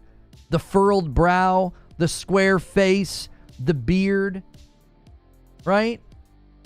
You don't notice a trend here, whether it's Max Payne or Snake or any of these characters. This, for the longest time, was a way to signal, hey, come play as the hero. Come play as the guy that looks strong, that looks resolute, that looks like he's going to do what's necessary. Come play as the hero. And it's not surprising at all that guys like me found that to be really appealing. I'm a skinny, small, white guy that was picked on in school, and I love Superman because of that. So of course I'm going to look at a character like that and be like, well, I'm going to come play that game. I get to take out the villain. I get to take out the bad guy. I get to save the girl. Now, if you go back during this same era of time from the early 2000s to now, and you analyze how women were represented in games, you're going to find similar tropes. scantily clad, buxom, traditionally very good looking. They were decorative. I have not once assigned a negative to any of this. I'm simply stating how things have been. I don't have a problem with any of this. I'm not saying it's wrong. I'm not saying it's negative. I'm simply saying this right here was a trend for a really, really long time. And then you change. You go from games where you're making a game where you get to play as Nathan Drake, or you get to play the game as Joel. You get to play the game as a guy that looks strong, resolute, maybe a little grumpy. He does what's necessary. And now all of a sudden you have to play the game as a girl. And a lot of the consumers are saying, I don't want to do that. And labeling them as hateful or stupid or incels or whatever, I just don't think is productive. It's like, I get where you're coming from, but I think the better thing to do is to have a conversation about, does that really take away from the game? Does that take away from the gameplay? Does that take away from the game's quality? I don't think that it does. One of my favorite games of all time is Hellblade 1. You play as a girl, and it's like one of my favorite games. One of my other favorite games of all time is Returnal. You play as a girl. One of my other favorite games of all time is Ghost of Tsushima. I play as a Japanese man. He doesn't look like me. So I'm trying to tell people, listen, you're potentially robbing yourself of a really good experience, of a really good game, because you're like, well, they're changing what they're doing and I don't like that. And I'm like, okay. All right. I feel like you're robbing yourself of a good experience. I just don't see that, at least online. I see that they're okay with Eve from Stellar Blade, but not okay with Jordan. And I'm going to explain to you why that is, Jesse. A lot of people feel like that's a contradiction. Right? I don't want to play as a girl. They got mad about Ghost of Yote for the same reason. Right? But they'll play as Eve. Do you want to know why? Because they come to games to experience fantasy. And they either want to play as the guy and envision themselves as the hero, or they want to play as a hot girl, because that's in the lane of fantasy. So when you make them play as something that they don't fantasize about, they either fantasize about being the tough guy hero, the attractive dude that's out here winning, or they fantasize about really attractive, scantily clad women. This all comes from likely the media that they consume day in, day out. Anything that doesn't fit into that, to them, is rejected. They don't fantasize about a bald, muscular woman. They don't. Is that wrong? No, that's their preferences. They're allowed to have their preferences. Some dudes like that. I'll be real with you. There were some times in Last of Us 2, I was like, dude, Abby's kind of got some mommy energy going on. I kind of liked it. Other people are like turned off by it. They're like, I don't want to see some tough, muscular, masculine woman. They hate it. It's just, if it's not their preference, there's nothing wrong with that. Now, when they go beyond that and they get hateful and nasty and toxic and they say really unkind things, or there are people harassing the girl who plays Abby in the TV show because they need to get into therapy, right? I totally get why somebody's like, yeah, I don't really fantasize about that. Like when they were criticizing the Concord characters. They're like, dude, I don't fantasize about frumpy people. You know what I'm saying? There's nothing wrong with that. Those are their preferences. They're allowed to have their preferences. They're allowed to be like, hey, this is what I like. Lona likes his muscle mommies. I just like somebody about bigger and stronger than me that can keep me safe. I like that, dude. You know, there's a feminine side to me, I guess. You know, like I kind of like the idea of snuggling with Jason Momoa for the same reason. I feel like he could kind of pick me up and carry me around. I've always been honest about that. I find it kind of hot. There's that scene in Man of Steel where Henry Cavill comes up out of the water. It's like, good Lord. Jiminy Christmas. I have a healthy appreciation for how good he looks in that movie. But I totally get somebody else. It's like, I don't fantasize about that. I don't fantasize about tough girl. I don't fantasize about girl boss. I don't fantasize about a muscle mama. That's fine. Everybody's got their preferences. I got to thank some people. Hang on 1 second. I missed a couple things here. Hello, Lima with 18 months of members bumps the line to 91.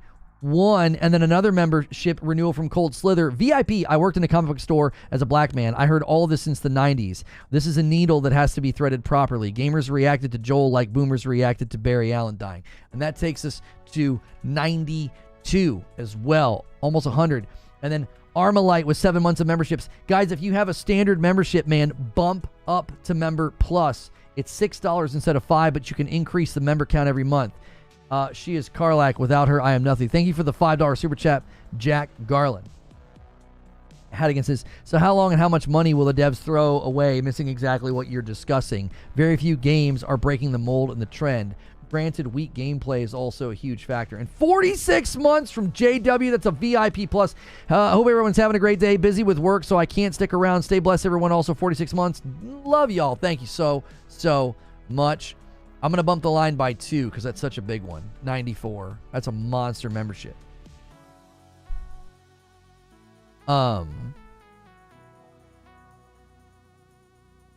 Yeah, I think this is actually a really tough thing to do.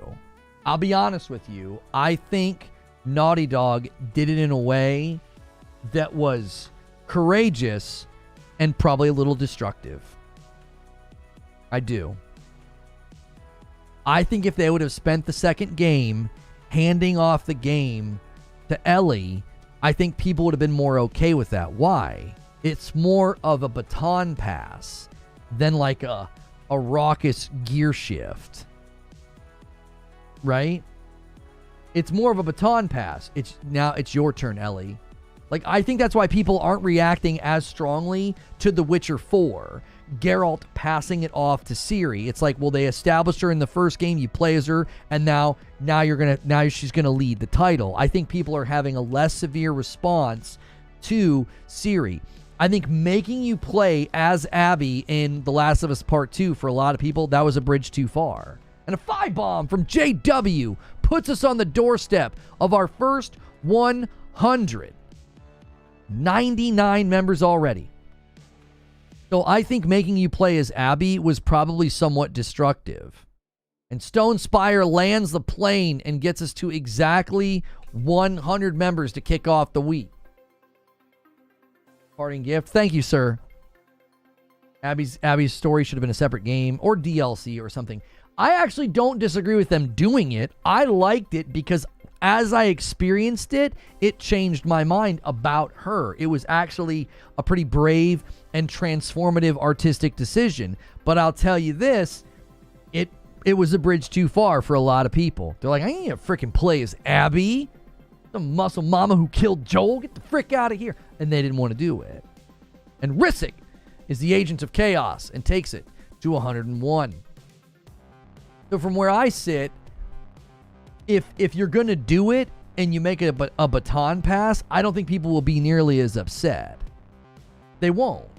I think the stuff with The Witcher is going to die down. I think it'll die down over time. People are already, when you've got guys like Asmongold coming out and saying, she looks fine, I don't get what the big deal is, I expected her to be leading this game, that's gonna calm the fires a little bit. I think doing something like what they did with Intergalactic, if they would have made the guy the lead with the mustache, the guy from Better Call Saul and Hawkeye, if they would have made him the lead, we wouldn't be having this conversation. We wouldn't. Because people would have been like, it's a return to form for Naughty Dog. It would feel more like a Joel. It would feel more like a Nathan Drake. And if they're going to do more than one game, they could have passed it off to another character like Jordan in the second game, and people would have been more receptive to it. I'm not saying that's what they should have done. I'm just doing basic market analysis. I think if they would have started with him, and then you'd move on to other team members or something, whatever they have planned, it seems like they're going to maybe do more than one game. I do. I think that would have gone over probably better. Intergalactic looks like some girl power fantasy. I don't agree with that. It was too nuanced for certain people. My favorite character got killed. It actually made it way more believable and realistic. Yeah, exactly. Cutfish. I actually, Cutfresh. I actually really, really liked how the story played out. They make you really get frustrated with Ellie. They make you really disagree. The only thing I didn't like is that they make you fight in the end with Ellie, and I hated that. I was like, I don't want to.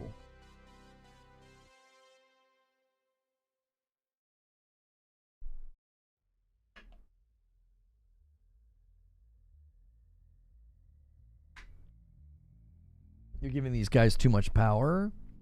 What do you mean I'm giving them too much power? You mean the thousands of people that are rallying around to downvote things and to watch videos? Have you seen the videos? Do you know how much more viewership my video would have right now if the if the thumbnail and title was negative?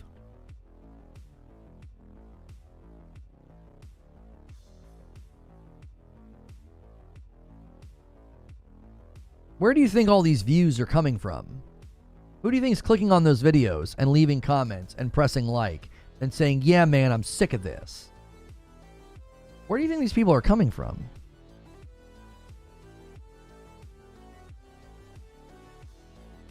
It's not a small rabble. It isn't. How many of them are actual gamers, though? You know, that's actually a fair point, Pacey Games. I mean, we could consider the fact that a lot of the people who are living terminally on Twitter and Reddit and they're raging about this and they're hanging out in streams. I mean, there was that stat that came out recently that said people are watching more content about games than playing games. This certainly could have zero economic impact, as a lot of the people that are doing this are living out some culture war fantasy on Twitter and YouTube, and they were never going to buy the game to begin with. That could be a potential reality that makes this a blip on the radar. That's fair. Because that was something that Asmongold made a prediction about. He's like, I've never seen a game get ratioed this badly on its trailer do commercially well. To be fair, and this is my pushback to him, there's only been a couple of games that have recently done this, and one of them was Kill the Justice League, and it was absolutely obliterated. It was absolutely obliterated, not because of it being woke, but because of the gameplay. Do you remember the first gameplay trailer for Kill the Justice League? It got obliterated because of the gameplay. There are not a lot of examples of what he's talking about, how like a video comes out, the trailer hits, everybody downvotes it, and then it does terribly. We'll see what happens with AC Shadows. I mean, they went back and tried to fix a lot of the things that were making everybody mad. We'll see if that game is commercially successful, because it's likely one that still gets hate. It's one that still gets derision and toxicity hurled at it. Heck says, how many of this modern audiences are also gamers? Because the modern audience doesn't seem to show up to buy games made for them either. Certainly not, Hex. I don't think Intergalactic is targeting a modern audience. I don't think they're like, yeah, we're going to get the wokies to come buy our game. I don't see it that way. Why? Because the trailer made me want to play it. Regarding the stats on gaming versus watching, I play YouTube gaming content all night as white noise while I sleep. I mean, makes sense.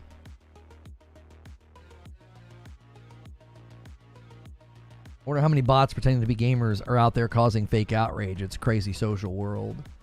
I don't think they're bots. Listen to the head of Larian's speech at the Game Awards. The best games ever are made by devs who made games for themselves and took risks. A $5 super chat from Rissick says, did Horizon Zero Dawn get negative reviews when they first showed the trailer? No. I'm going to tell you what's happened, Rissick. Guys, take a quick second and smash the like button. Let's try to get 400 likes on this video. I'm going to tell you what's going on, Rissick. Nobody cared about what happened with Horizon. And I don't think anybody would have gotten angry about Ghost of Yotei if its trailer would have dropped 2 years ago. We live in a time now where the minute your game features a lead character that's not hyper attractive or a guy, preferably, I mean, in a lot of these cases, it's got to be a white guy or they're going to react negatively. They're going to claim DEI or something else. We live in a time where that's what the culture's doing. The culture is reacting to something. I don't think all these people that are super, super angry, yeah, they hated on Horizon Forbidden West. Remember? Horizon Forbidden West arrived later, and what was going on? We were living in a culture where men were feeling devalued, men were feeling villainized and attacked, right?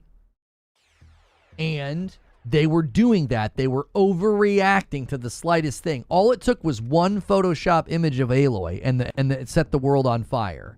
Tons of videos claiming they made her ugly. They're making our characters uggos. This is ridiculous. So the culture external to gaming has been going through something, and now anything that shows up here that looks like that is going to get attacked. That's what's going on. If you're a man from the age of like 20 to 40 and you feel devalued, disenfranchised, and hated, why do you think there are all these podcasts? There's a rise of a bunch of things. There's a rise in like stoicism, and there's podcasts like Modern Wisdom that are exploding because it's giving men a way to live that makes them feel more valued and more in control of their destiny and basically stronger.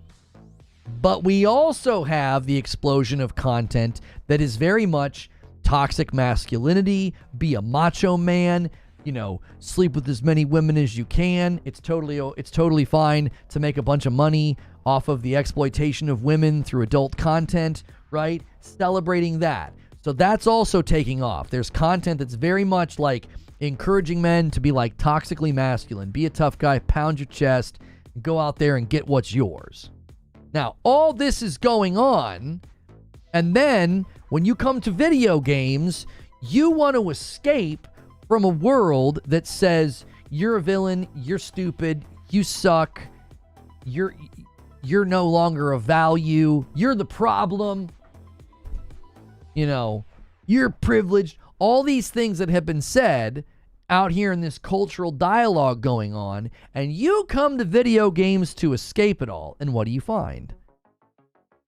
You find a game where one of your favorite characters was killed by a big, tough, muscle-bound mommy. And it's like, hey, wait a minute. That's the embodiment of what culture's been doing to me. And they make you play as her. They give her what you felt was maybe owed to Joel. Right? There are toxic people, not toxic masculinity. What a talking point. If you think there is not an entire breed of content out there promoting toxic masculinity, your eyes are shut.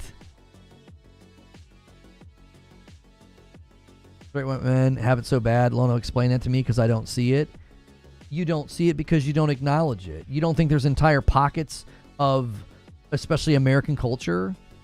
Well, you think just because somebody pops out of the womb and they're white and they're a dude that life's handed to them, you don't think they're dealing with the same problems? They can't make enough money. They can't get the job they want. They can't get ahead on their bills. They can't get ahead on their debt. Oh, it's a shame they can't just go to the bank and be like, did you look at me? I feel like I'm not getting the thing I was supposed to get. Because the news is saying, the podcasts are saying, the YouTubers are saying, the Twitter war is saying that I'm privileged. They don't know that. They're going through life working a double shift at a gas station to make ends meet. They don't give a frick about like what your opinion is about like what. Well, you know, it should be easy for you. What the frick are you talking about? They're like, I guess I missed the memo. I guess I didn't get my membership card when I popped out on the bad end of town. They don't care about that. All they know is they're continually villainized and told that they're the problem. They're like, I'm just trying to make my way in the world. What do you mean? And then they come to gaming and they find games that are replacing them, and they take great offense to it. They take great offense to it. Why? Because they feel like, oh, now it's even here too. Are they right? No, I think it's an over-exaggeration. I think it's an overreaction. But look at what they're experiencing.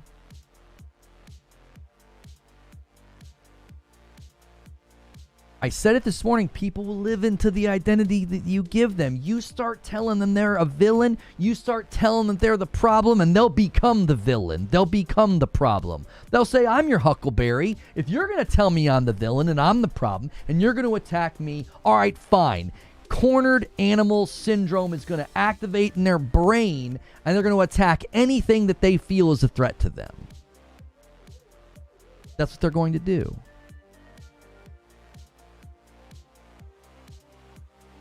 You see, I think it's a time for calm conversation, and I feel like this is an extreme overreaction. I feel like that's what we're doing, is we're experiencing that cultural pendulum swing of, well, this was the prevailing narrative for 5 or 6 years, and now here it comes swinging back.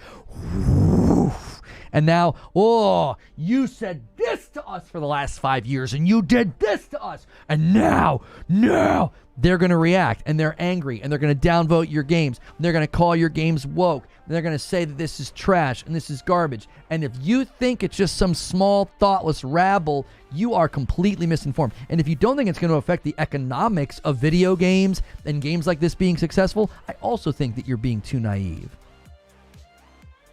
I think a lot of these people are customers. I think a lot of these people are gamers, and they're fed up.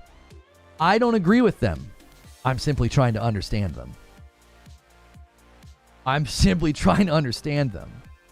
Where do they come from? How did they get this way? Why do they feel the way that they feel? If you're not willing to do that, you're never, ever going to convince them to think differently or to open their mind or to adjust in their position at all, because you're not even understanding where they're coming from. You just label and dismiss. I'm guilty of this myself, and I'm trying not to do that.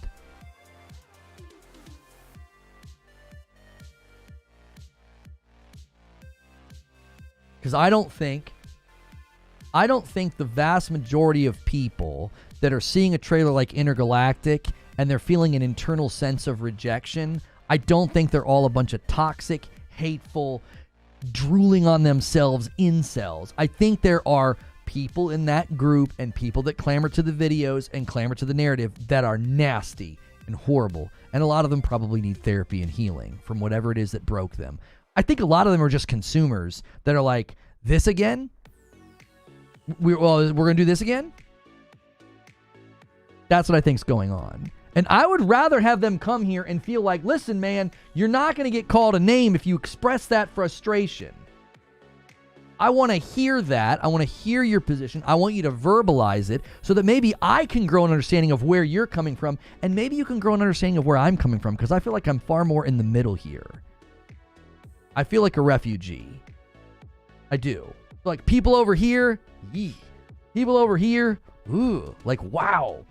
What's going on here? Everybody's at a level 12 of like, I'm a this, you know. I'm level 12 of red, and we're level 12 of blue. And I'm like, I'm not either. Like, golly.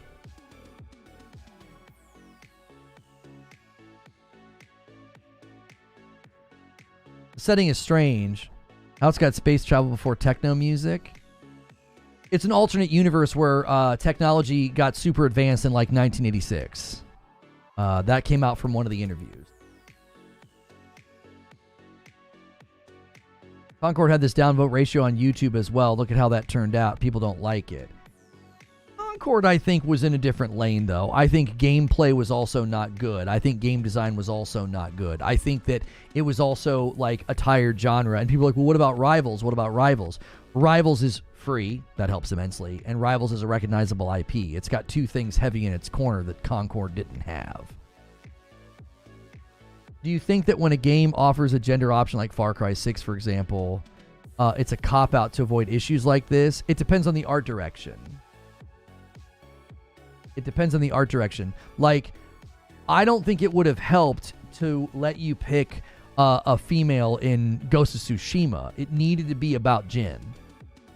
I would say the exact same thing about the, Ellie in The Last of Us. Like, if you're going to make a game about a character, like in Hellblade, if you would have been able to choose a guy, that ruins the story. It's like, well, now I'm just sort of doing a choose your own adventure instead of experiencing a story that was written and curated and has all these specific things. Like the entire sequence where Senua meets Dillion in Hellblade 1, it works, it functions, it punches because she's this sort of skittish, sheepish girl, and he's this like moves like water, amazing warrior, and he disarms her with his kindness. It's a beautiful scene. It's wonderful, and I think it punches because you're watching her experiences. It wouldn't work if you could just play Hellblade 1 and just swap Senua out for a guy. I don't think it would work.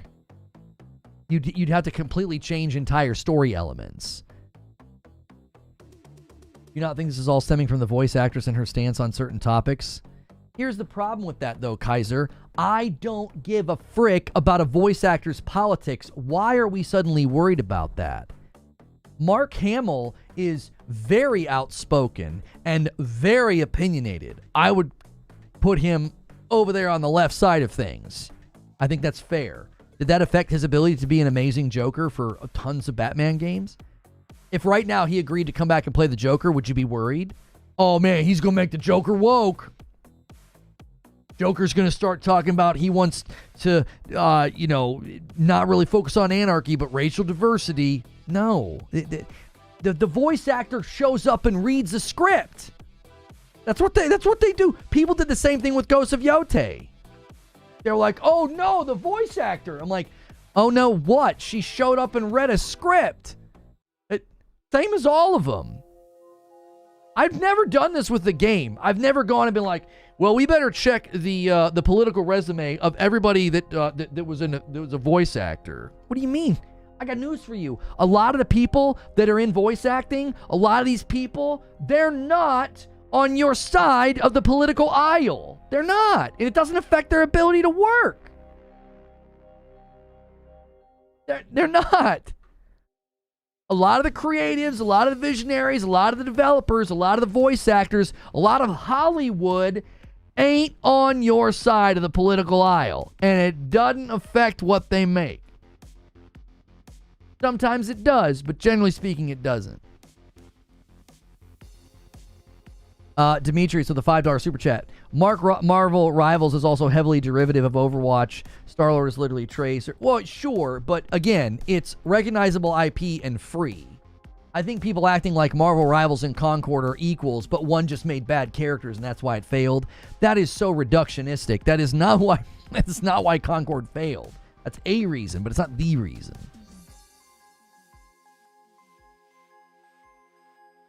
Yo, a VIP from Ant. Thank you very, very much.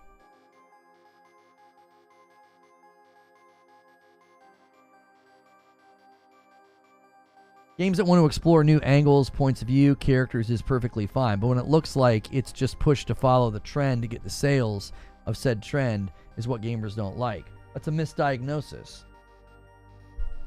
It's a misdiagnosis.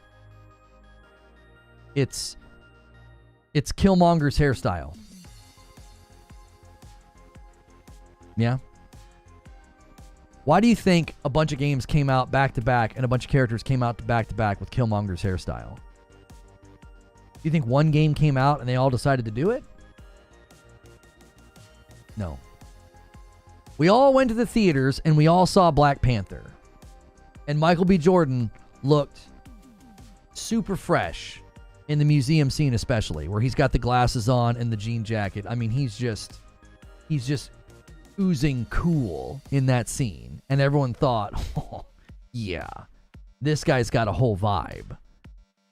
This guy's got a head-to-toe vibe. And so a bunch of art directors said, our character, our lead character is a black man. Let's use that hairstyle. That hairstyle is super cool. That's what happens. So I don't think 4, 5, and 6 years ago, when all these studios sat down and decided to make games that were like, let's chase the trend that we don't know about yet. Let's chase this thing. No, they were like, let's try something new. The grand irony is, if they wouldn't have been making so many games with like straight white gruff dudes for so long, this wouldn't be the swing.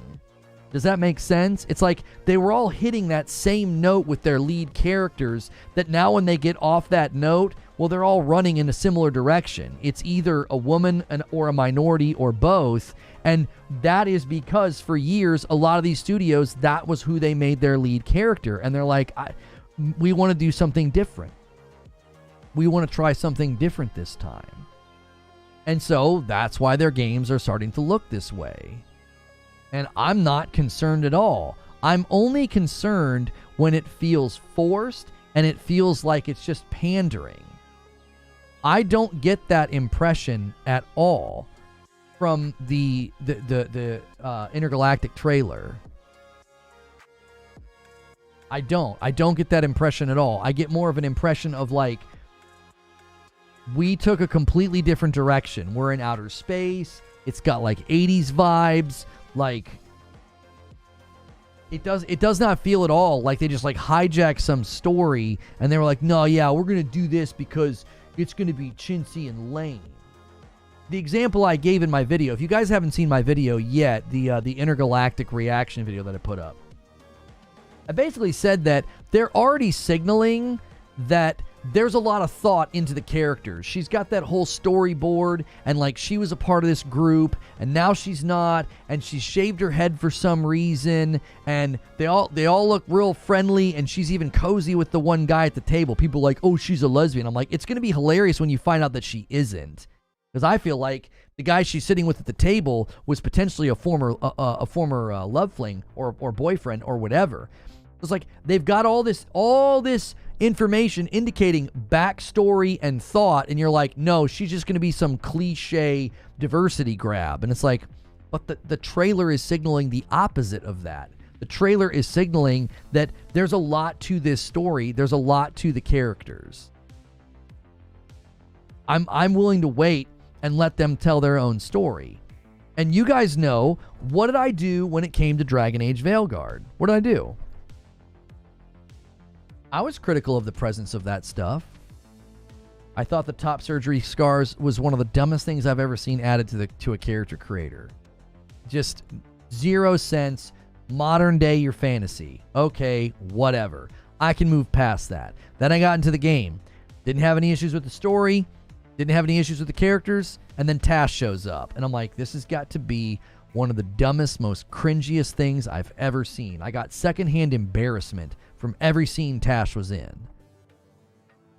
So if this game shows up and that's what they do, and they start banging on some agenda drum, or they start preaching in the middle of their game like they did at the end of Falcon and the Winter Soldier, I'll be the first to say, wow, they really misstepped here. But all of a sudden, just seeing a trailer and like coming to a conclusion, I just don't think that's productive. I think it is pattern recognition, but it's pattern recognition that's misfiring. It is. Is Hellblade 1 a bad game? No. Is it part of an agenda? No. Was Horizon Zero Dawn or Horizon Forbidden West bad games or part of some agenda? No. These guys always, these grifters, these people that capitalize on this, did they ever circle back and talk about the insane financial success of Horizon as an IP? No.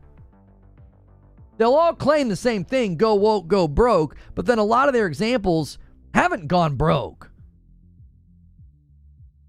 They want to use the most recent examples of like Kill the Justice League and Concord because those games failed for completely different reasons. It's not like, I've said this many times, it's not like if Kill the Justice League would have removed the rainbows from the Hall of Justice, the game suddenly would have skyrocketed in popularity. It wasn't a well-built live service game. Completely shallow endgame and shallow content loop.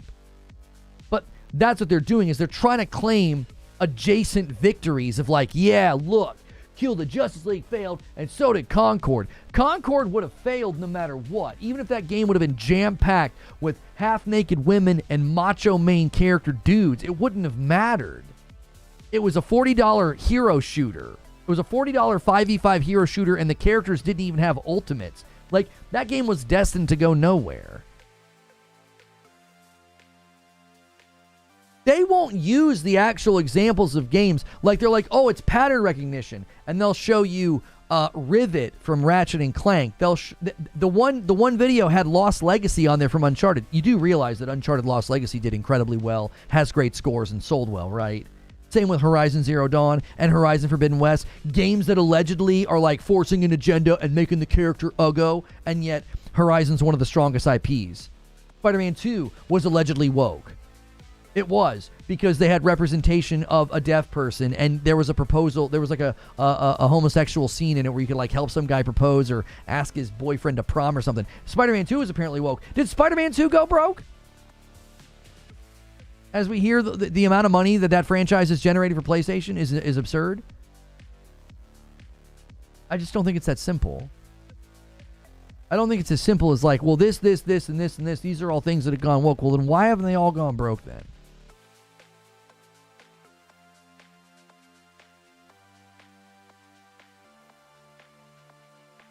Never forget there were people that wanted Rivet to have boobs. Yeah, it's totally not weird. If the game sucks and the story sucks, I'll let people know. Right, like I've warned people now about Dragon Age Veilguard. I'm like, if you're going to get it, the combat starts to get really flat tire and really one note and really frustrating. And then there's obviously a character in the game that if you have to interact with them, it's just stupid and infuriating. So I basically tell people to like play it with a bunch of catalysts. I'm like, a bunch of caveats, I mean.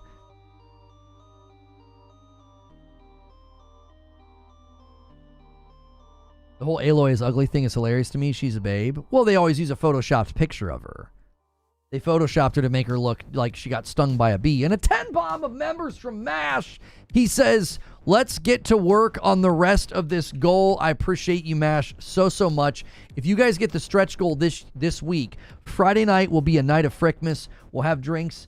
I'll sing Christmas carols for you. It'll be a great time. I got the Santa hat ready to go. So keep the member train going. You can get a double dip if you upgrade to Member Plus. I count those as 2.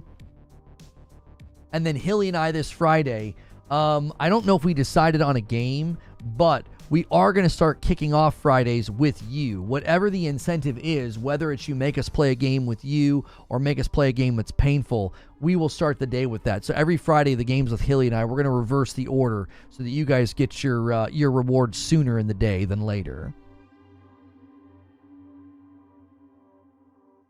Veilguard went on sale pretty quickly. Well, that, and they made their character creator free. Like, they were certainly trying to get people in the game because it didn't do very well. And I don't think that Veilguard fundamentally failed just because it quote-unquote went woke. I also think that first trailer broke them. It didn't look and feel like what people were expecting. It looked and felt like people said, like Fortnite. I think the art style hurt it. And then when we saw gameplay, they hurt themselves. The opening of that game is so bad, and that's what they showed. This stupid, slow tutorial section where none of the combat looks fun and enjoyable. Yeah, I've not tried Black Myth since the patch. It still looks terrible. I put up a clip of Black Myth Wukong on Twitter, and you can't really see because I'm not paying for Twitter Blue now, so all the videos get downgraded to 720 and look like garbage. So you couldn't really tell. It doesn't look any better. I went from Black Myth Wukong to Kena Bridge of Spirits and really fast camera pans. They just still look shaky and bad. And people are like, well, they didn't patch the Pro. I'm sorry, they didn't patch performance mode. I'm like, well, I was hoping maybe the performance patch would address more than just latency and that maybe the performance mode would look better and look smoother. Maybe that was how they addressed the latency. No, it still looks terrible when you spin the camera at any reasonable amount of speed. It just looks blurry and jittery. Xanatos with 28 months. I agree with Lono. Naughty Dog wouldn't waste storytelling on modern issues in an alt universe. It's easier to just say humanity has moved past the nonsense. And that bumps the line to 113. Thank you so much for being at a Member Plus. I appreciate that.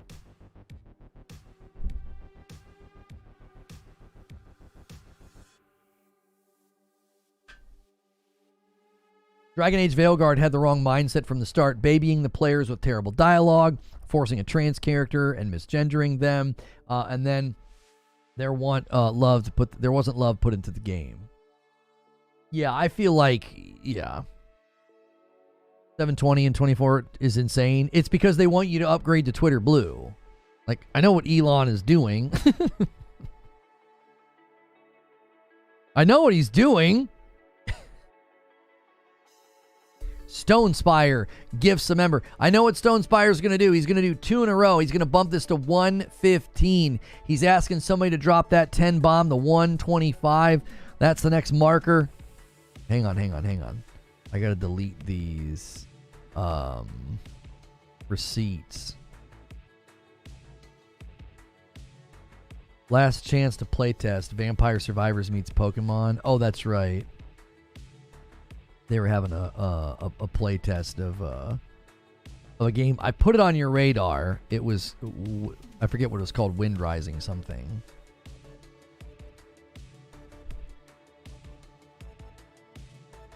And a single comes in from Rissick. Rissick says, I won't give you the 10, but I'll help with a single. Thank you, Rissick. Stonespire with those bait setups, dude. He loves it. Veilguard art style kind of looks MMO, like the fans of that series doesn't want that. Right. I think it's always better to try to have more nuanced discussion. Like, there is so much more to discuss about Dragon Age Veilguard and the missteps and the mistakes that they made. Right? It just isn't what people made it about. And a 5 spot from MASH bumps a line to 121. Thank you so much, MASH.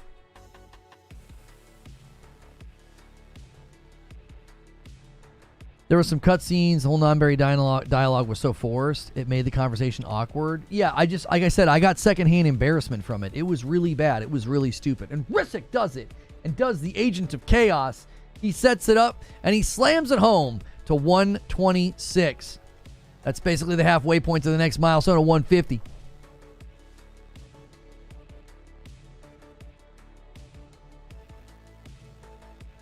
Yeah, when I brought up the sales earlier of The Last of Us Part 2, I don't think it sold terribly, but it certainly seems like the sales were affected by the negative press. I think a lot of people heard a major story plot point and they're like, well, I don't want to play it then. I really do. I think it was a very simple transaction of information. They were like, well, I don't want to play it then. I don't think it was like detrimental, but I certainly think that with as many copies as the first one sold, I expected the second one to do, a little bit better. Now, we will see if that happens with this game, if that happens with Intergalactic. If suddenly Intergalactic is like, the trailer reactions could, I think, have an adverse effect on the game's receptibility. And I'm seeing comments already. I'm seeing comments already from people that are basically saying it's they're pinning it to the actress. Oh, the actress this, the actress that. Like, not to correct you, but there's no Y on the PS5 controller. People knew what I meant. People are going to try and pin it to the actress. And I again think the actress has nothing to do with the game.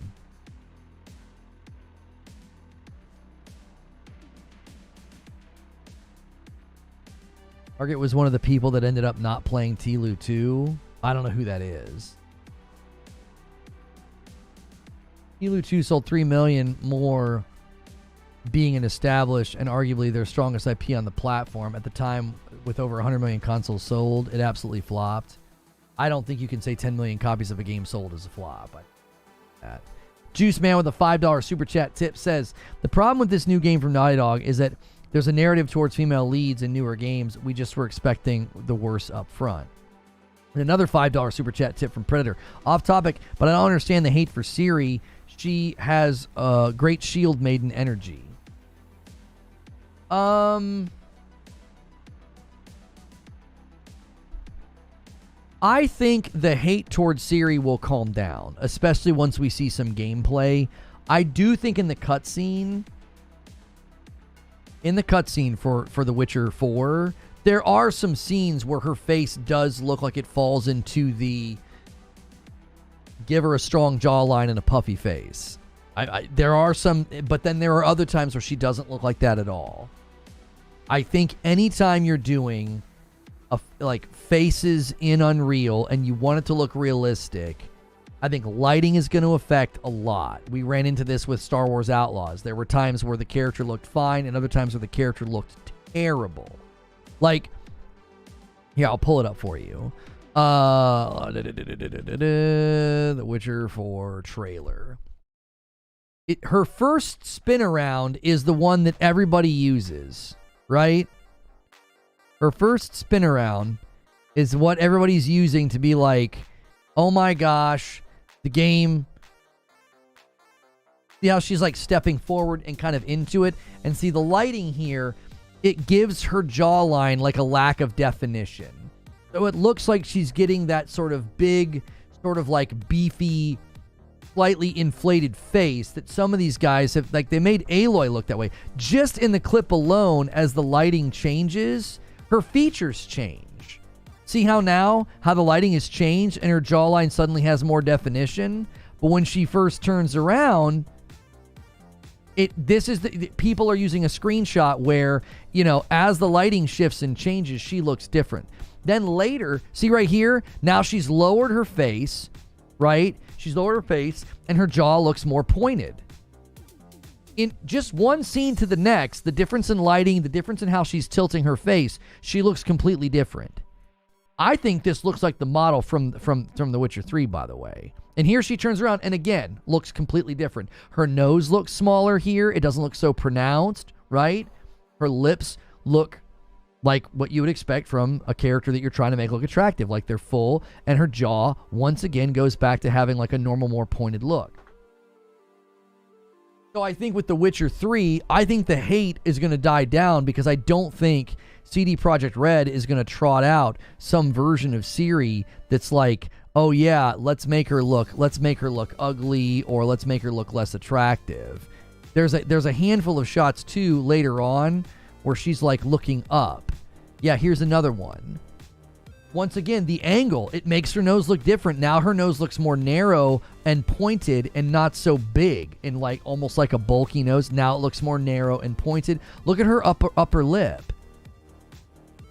I don't know how you could look at that and be like, oh, that's not feminine. This you would consider this to be very attractive. Like, women want lips like this. They pay money to have like fillers put in. You know what I mean? And again, depending on the lighting, now her jaw looks a little less defined. To me, again, I just think that's what's going to happen. Anytime you're going to do realistic faces in a game and you're going to have like angular shape and they're moving their head around and the light's hitting them differently, she looks different all throughout the trailer.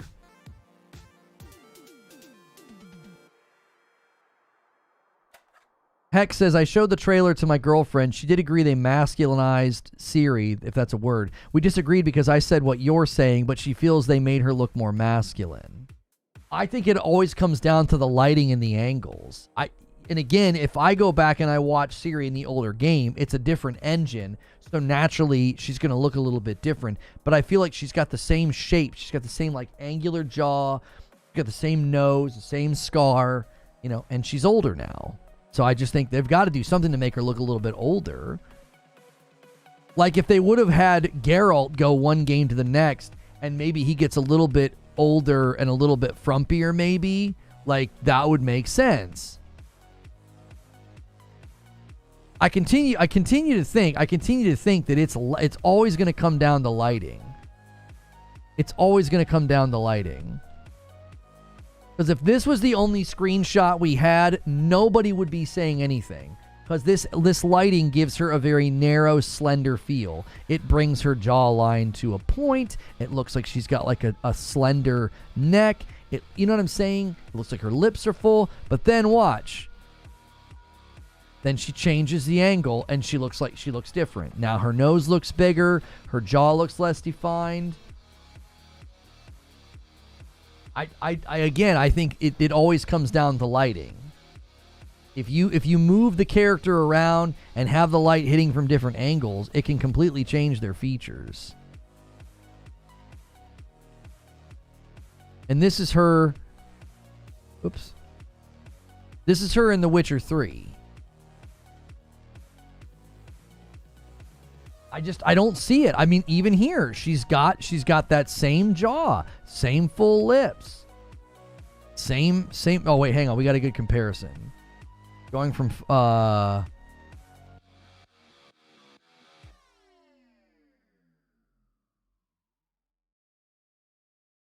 if I interpret this as anything, it's that they're just trying to age her. I think they're trying to age her. I do not see, again, I see an engine shift. I will admit they have made her look different. She does look different, but I don't think she looks like masculine or ugly. I think they made her look older. Even her hair. Like here, her hair has more of a softness to it, and here, her hair's almost like disheveled. Like she's been on the road for a while. I think they've just making her look older. I think it's meant to display the passage of time. She's seen some things. She's been through things. I do not at all think this is meant to be some kind of like oh yeah, they're making her ugly. Her jaw is definitely different. Some of those shots aren't the right shot though. I had a shot earlier where her jaw looked fine. It looked smaller. It's all in the angle.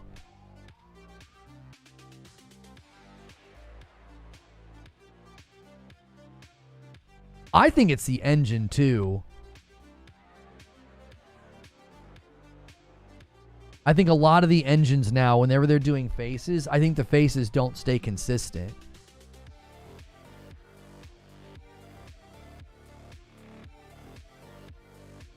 They kept the same face model, unlike what they did to our boy between the two Spider-Man games. Some people may be missing a key fact. If she is now a Witcher, she's been training and fighting likely for years. She's probably had some fat and toned up additional muscle growth, calling her masculine. Well, of course. Well, yeah, maybe her nose got broken. Who knows? People were pointing out like the bridge of her nose looks different. And I'm like, well, yeah. I don't know. I feel like if a guy went through this and looked more grizzled and more busted up and more rough around the edges, that to us would communicate toughness. I would expect there to be similar markers on her, that she's got a busted nose or a bigger scar or whatever. This was Geralt from The Witcher 3, by the way. Right, the cinematics don't always perfectly match the character either. There's usually like some level of representation, but not a one-to-one. Like, this is Geralt in the first cinematic trailer for The Witcher 3. He ultimately didn't look like this in the game. He looked different. In the game, I'm looking at a picture right now from the game. His nose was smaller. His face was smaller. Man, this just makes me think about the guy that was in, the guy that passed away. I always forget his name. He was in Ahsoka. He would have made an amazing Witcher.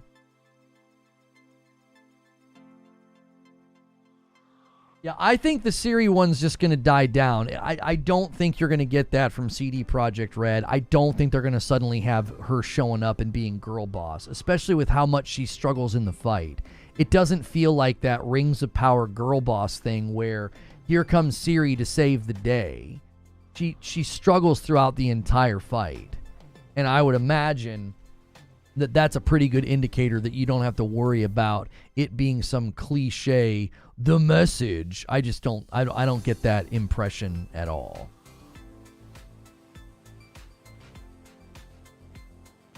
Yeah, Ray Stevenson, was that his name?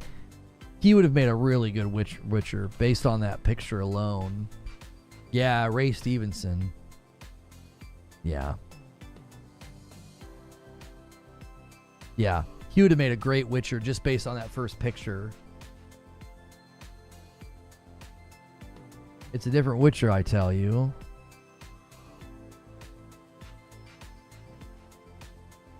Yeah, like, this is exactly why it's okay for Ciri to change. It's totally fine for Ciri to change. Like she game to game, you can't expect it to not change. He looks very different here. Older, eyes are more wrinkled, and again, the hair has just more of a weathered look to it. He looks like he's got more of a weathered look.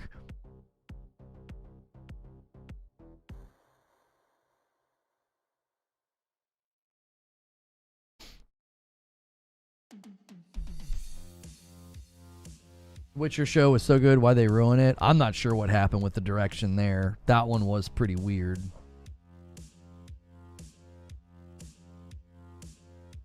He got more handsome. He looked homeless in The Witcher 1. Stephen Lang for The Witcher. He'd be good. You'd have to reboot the whole series, though. People got attached to Henry Cavill. You guys have been submitting questions with the question command throughout the stream. I am going to answer the two of them that came in. They're all the way down here at the bottom now. I didn't clear out the queue, but that's okay. Spider Senseless says, if Naughty Dog announces customization, does that fix the issue? I played all their games. I hated the ending of T-Lu 2, but I don't care. I still trust them on telling and having an insane story and gameplay. I don't think they'll give you customization, and I don't think that would change anything. Like, what, if you can give her hair instead of making her bald or something?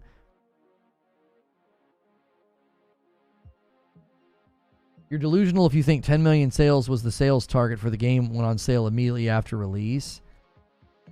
Well, I was pushing back on the notion that it was a flop. I don't think you can say a game that sold 10 million copies is a flop. But I also said that I believe that the sales numbers of The Last of Us Part 2 were harmed by the negative press. Is the Punisher series coming back? I believe they're going to test the waters with the Daredevil show, and they're going to bring back Frank Castle in that show, and hopefully it leads to his show coming back as well.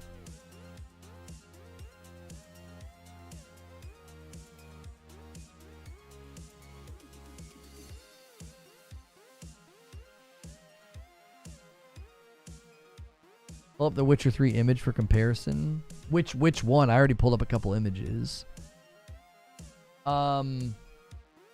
Tenor says, what's your overall reaction to Elden Ring Night Reign? I like the idea, but not a fan of them bringing old bosses and enemies into Elden Ring. Feels somewhat like a dilution of the IP in a way. Well, if it's not full price, which it likely won't be, it'll probably be $40 or $50, I would think. I would expect it to not be a big deal that it's got like bosses from other games. I also mentioned it this morning in the show open. I find it kind of funny that whenever we were originally talking about Elden Ring being a live service game, I quite literally suggested that they could randomize the dungeons and the enemies and the bosses in them, and maybe even turn it into like a low-level rogue, and how fun that would be. It is really interesting that that's quite literally what Night Reign is. It's almost identical to a suggestion I made about how Elden Ring could have been an ongoing game. Remember back when I thought maybe it was going to be live service and maybe it was going to be ongoing and they were going to do things with the map and the world? Night Reign is essentially that on a smaller scale than my original idea. It's just Limgrave. It's just a version of Limgrave that's like different every time.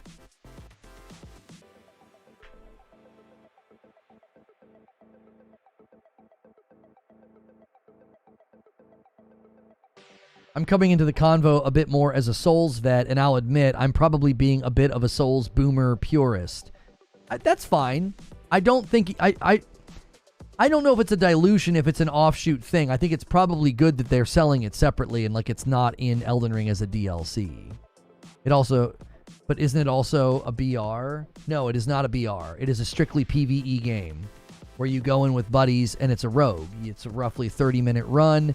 You fight different things. You've got to survive, and then there's a culmination at the end in a boss fight. There's also boss fights along the way. It is not a BR. I don't know why people keep saying that.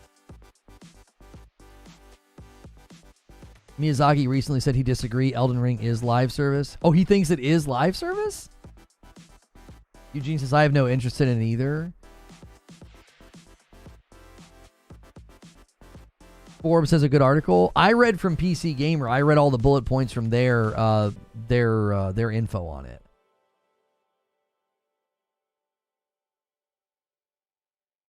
The game does not sound interesting to me at all. I think over the years, They saw the popularity of the co-op mod on PC. They know there are people that just want to play co-op with their buddies and go fight bosses and have a good time. And they thought, why don't we lean into what the community's been trying to do for a really long time and do it in a way where they don't have to play through the whole game. They can just play in little small doses. I think it's great. I think it's perfect. It's like a bite-sized experience of Elden Ring with your buds. The Black Myth Wukong PS5 Pro update didn't do anything to improve the performance of performance mode. People are like, oh, the balance mode is great. No, it's not. It still looked jittery and terrible. There are people that think it has BR mechanics because of the circle forcing you to a boss. It's not a BR.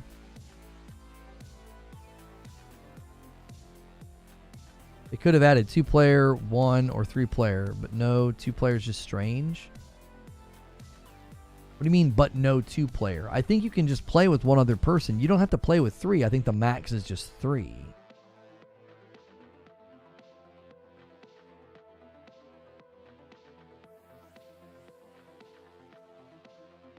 Guys, take a quick second and smash the like button. Let's try to get to 400 likes. Now, I have been willing to let these streams go longer if you guys push for it, all right? If you push for it. If not, we just typically go to writer's room. We start planning the next day. So I've been starting to put the game, the live show in your hands, okay? So here's what I'm going to do. I'm going to take a really quick break. I'm going to go upstairs, stretch my legs, and then I'm going to hit some ads. That does support the channel. If you guys want to keep things going, I will let you do that. You can do that with questions, super chats, or gifted members. So get ready to do that. You can start to fill the question queue while I'm gone. You can do a train while I'm gone. Whatever you want to do, I'll be right back, and we'll keep the show going if you want. If not, members will keep getting a show. We'll just switch to writer's room. All right? I'll be right back.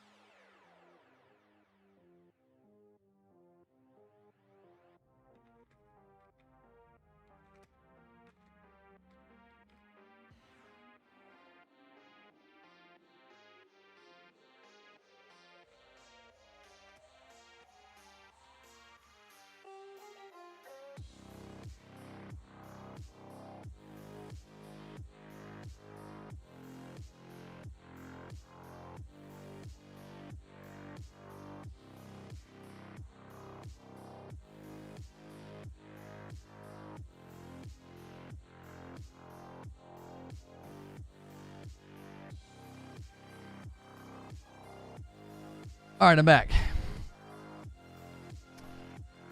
Not sure what you guys think, but 1 player or 3 player without a second player option seems like a poor decision. Wait, I don't understand. So why could you not play 2 player? Well, if you go in with just 2, it won't work. Where did you get this information? That doesn't seem to make any sense to me at all. Could you can't go in with 2? It like won't let you? What if you go in with 3 and your buddy leaves? It's just going to terminate everything and shut the whole thing down? You have to do 1 or 3? The game doesn't let you.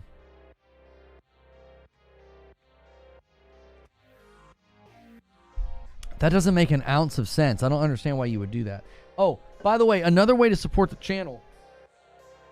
Printed a bunch of coffee orders over the weekend. The Frickmas is the cheapest that it has ever been, and both of our bundles are on sale. Head to reforgeroast.com or use the coffee link in the description below and get your coffee orders in. I always like to shout you guys out on stream as well. Abby is the perfect representation of that. She's a terribly written character. Can you give an example of why she's terribly written? What's terribly written about her? I thought she was great. I thought she was a great character.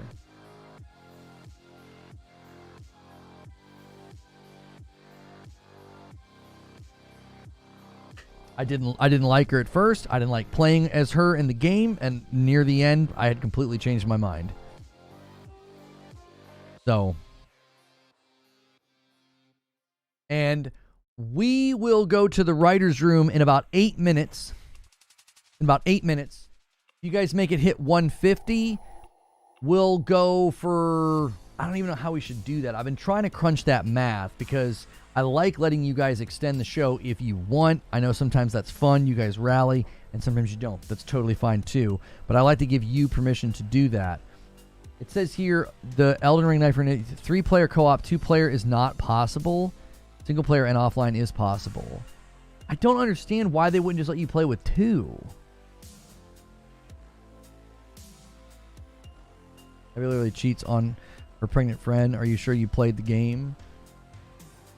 I'm not sure. You're asking me that? What? I like all sorts of characters, even if they do things that I don't approve of, or they do things that might be seen as wrong. Plenty of characters do that.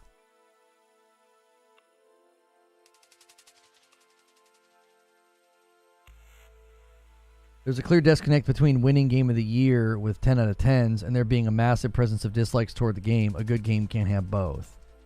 Sure it can. Not to mention, Dragon said pregnant friend on a mission. You didn't play the game if you think she drug her on the mission. Talk about somebody who didn't play the game. Doesn't drag her. She's told to take her. So, who exactly didn't play the game? She doesn't drag her pregnant friend. The thing I've noticed more and more about people that hate on The Last of Us Part 2 is they seem to quote talking points from videos or Reddit threads and haven't played the game themselves.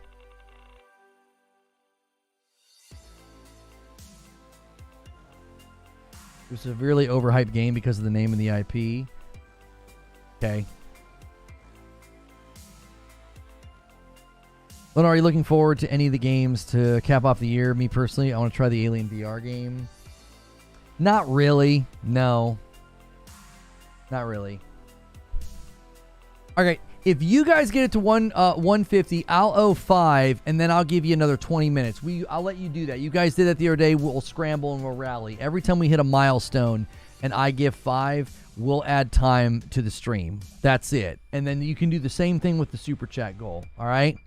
You guys want to go on a member train, you want to keep things going like a subathon, we can. If not, I'm totally fine with that too.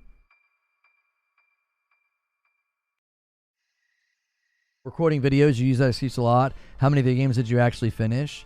No. Don't change the subject. I'm Casual Dad Gamer. I don't get to finish a lot of games.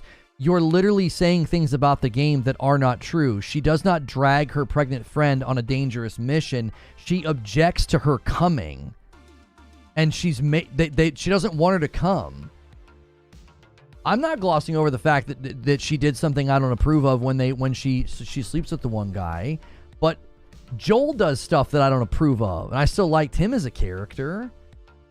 What, you think every character that you're going to like is only, what, a pure as the driven snow princess that doesn't do anything wrong? Talk about lame. Like, I like having complex characters and characters with range, and they do things that I might not approve of. But saying that she drug her pregnant friend on a dangerous mission, you either didn't play the game or you weren't paying attention. I knew you'd say that. You're predictable. Knew that people would say what?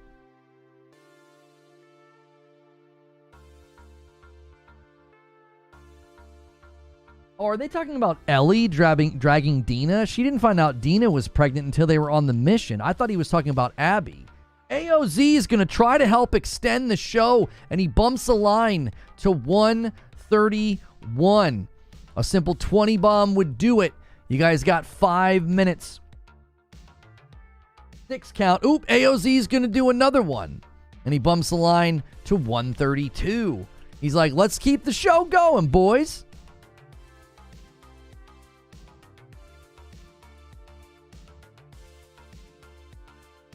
Neither Ellie nor Abby drug their pregnant friend on a dangerous mission. Abby was forced to take her, and Ellie didn't know until they were until they were out. You were talking about Abby. Yeah, and you're incorrect. Missions, plural? No, you are completely misrepresenting Abby. That's not true. Abby doesn't drag her on missions. She doesn't.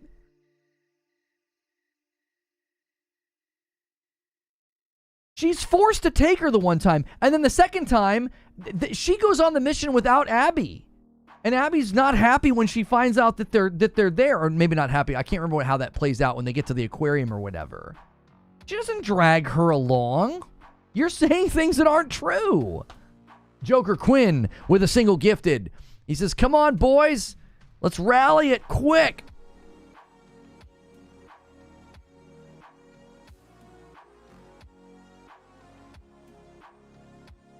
Remember when Abby says good while threatening a pregnant woman after losing her pregnant friend? Yeah. She's angry. She's on a vengeance kick. She's speaking from emotion. They're trying to show you what the cycle of violence and revenge and vengeance does, how destructive it is. Like, just because you like a character doesn't mean I approve or like all of their decisions. A good character isn't going to be one note. Abby does things that she thinks are right. She crosses lines, but she's got lines, but then those lines start to leave, but then they come back again. She's not the same throughout the entire game because she's processing everything. So of course she's going to do things that aren't right or bad. Like, look at what they make you do with Ellie. Like, Ellie kills her pregnant friend. She doesn't know the context of what happened. All she knows is Ellie showed up and killed my friends, one of which was pregnant. Like, we're just going to gloss over that and be like, oh, but Abby. Like, what do you mean? That's the whole point of the game. The whole point of the game is to put you in these situations to understand that the characters in the game are in a cycle of revenge and violence.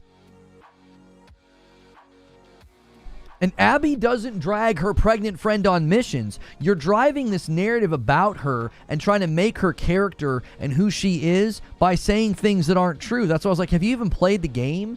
She's forced to bring her along the one time and doesn't want to. And then the next mission her pregnant friend goes on, she goes on that mission without her. She killed her parents and Abby let Ellie live when she could have killed her multiple times.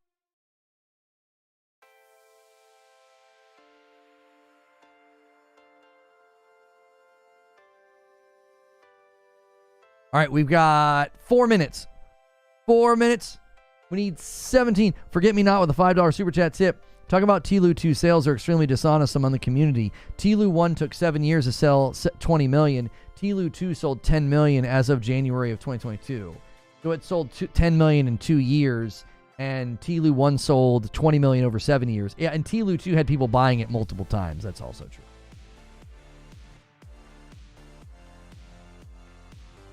They made Ellie do a bad thing to try to make you turn on her, but it failed. What?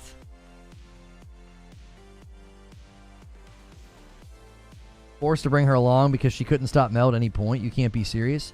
She objected to her coming and then did what she was told. What are you talking about? She objected to her coming. You can't be like, no, you're not coming. What's she going to do, break her leg? 2 minutes. You guys got 2 minutes at 150. All right, I'm going to add the redirect.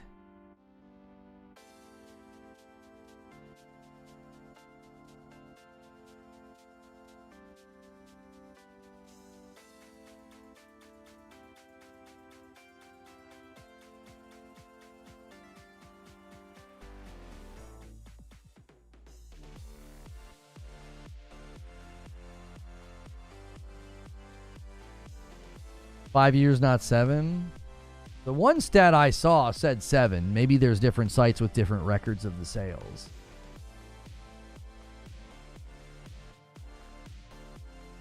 Name a game of the year, Lono, that has a 10 out of 10 and a split fan base. I mean, Deathloop was nominated for Game of the Year. It had 10s out of 10s, and it had lukewarm user scores. What do you mean?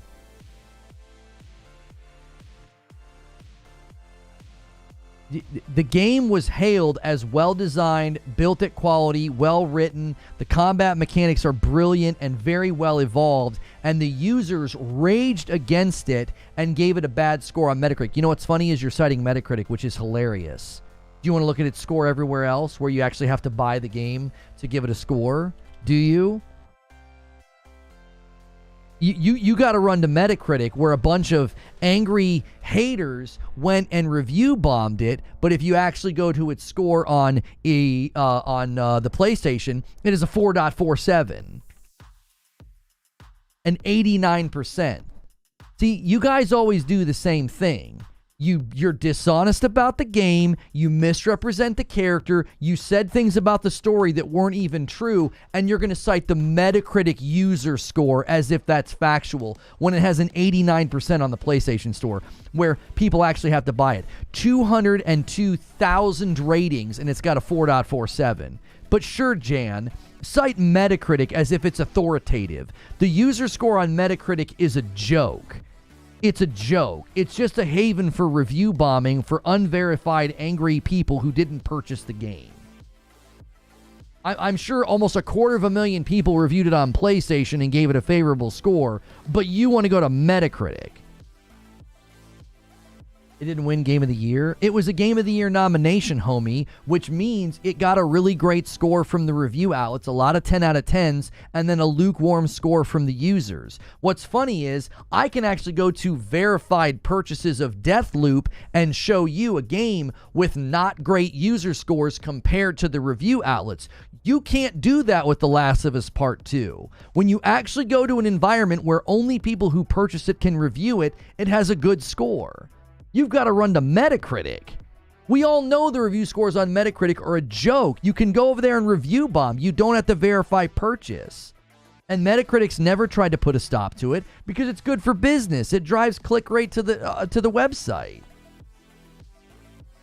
It's remarkable to me that people always do this. You misrepresent the story. You clearly aren't familiar with the flow of the story and what's going on in the narrative, and you make claims that aren't even true.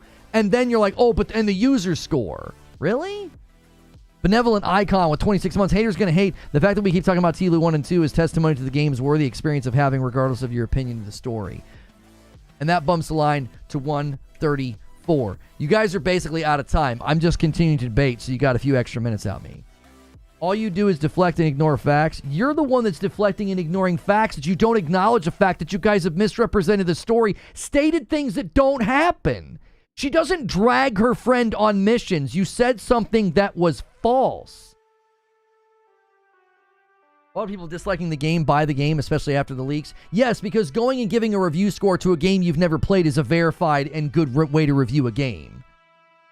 What do you mean? I'm not deflecting and ignoring facts. I'm telling you how it is. As soon as you go to where people actually had to play the game, pay for the game to review the game, it suddenly gets a great score. But when you go to people who heard one element of the story, got angry, and ran to Metacritic to downvote it, you think that's a legitimate score of the game? What's hilarious to me is you're trying to claim it's not worthy of Game of the Year because it split the fan base. No, it didn't split the fan base. People got angry because they heard one story point, never played it, and review bombed it, and you somehow think that's more legitimate representation of the game than people who actually played it. Do you even hear what your argument is? Do you even hear it? You think the scores on Metacritic are more legitimate. Those people didn't even play the game. They read something on Reddit, 4chan, or Twitter, and they ran to Metacritic to scream about it. At the time, people were making claims about the game that wasn't even true. That, oh, that's just a woke game where there's a trans person that kills Joel. And that's not true either. To this day, you'll have people saying that. Because they all got red-pilled, they all got roofied into thinking things about the game that weren't true. You're in here doing it right now. You're in here right now saying things about the game, about the characters, and about the story that isn't true, and then you want to cite Metacritic user scores as authoritative. Fans of the game didn't buy it, genius? Do you even hear yourself? Who do you think got angry? Random people? What a joke. Yes, and people who got angry and downvoted it without playing it, they're the joke. They're the punchline. I was hesitant to play the game. I agreed with people that thought that's not a great way to treat your character from the first game. I really understand why people are angry. I honestly thought Ghost of Tsushima deserved Game of the Year, and then I played it. And I changed my mind. So yes, the people who got angry and triggered by a choice of story and decided, I'm not going to play the game because they did something I don't agree with, they're the joke. Try to deflect that. What wasn't true? Naughty Dog released fake trailers to bait people? Fake trailers? What fake trailers? What are you talking about? Point me to these fake trailers. What do you mean?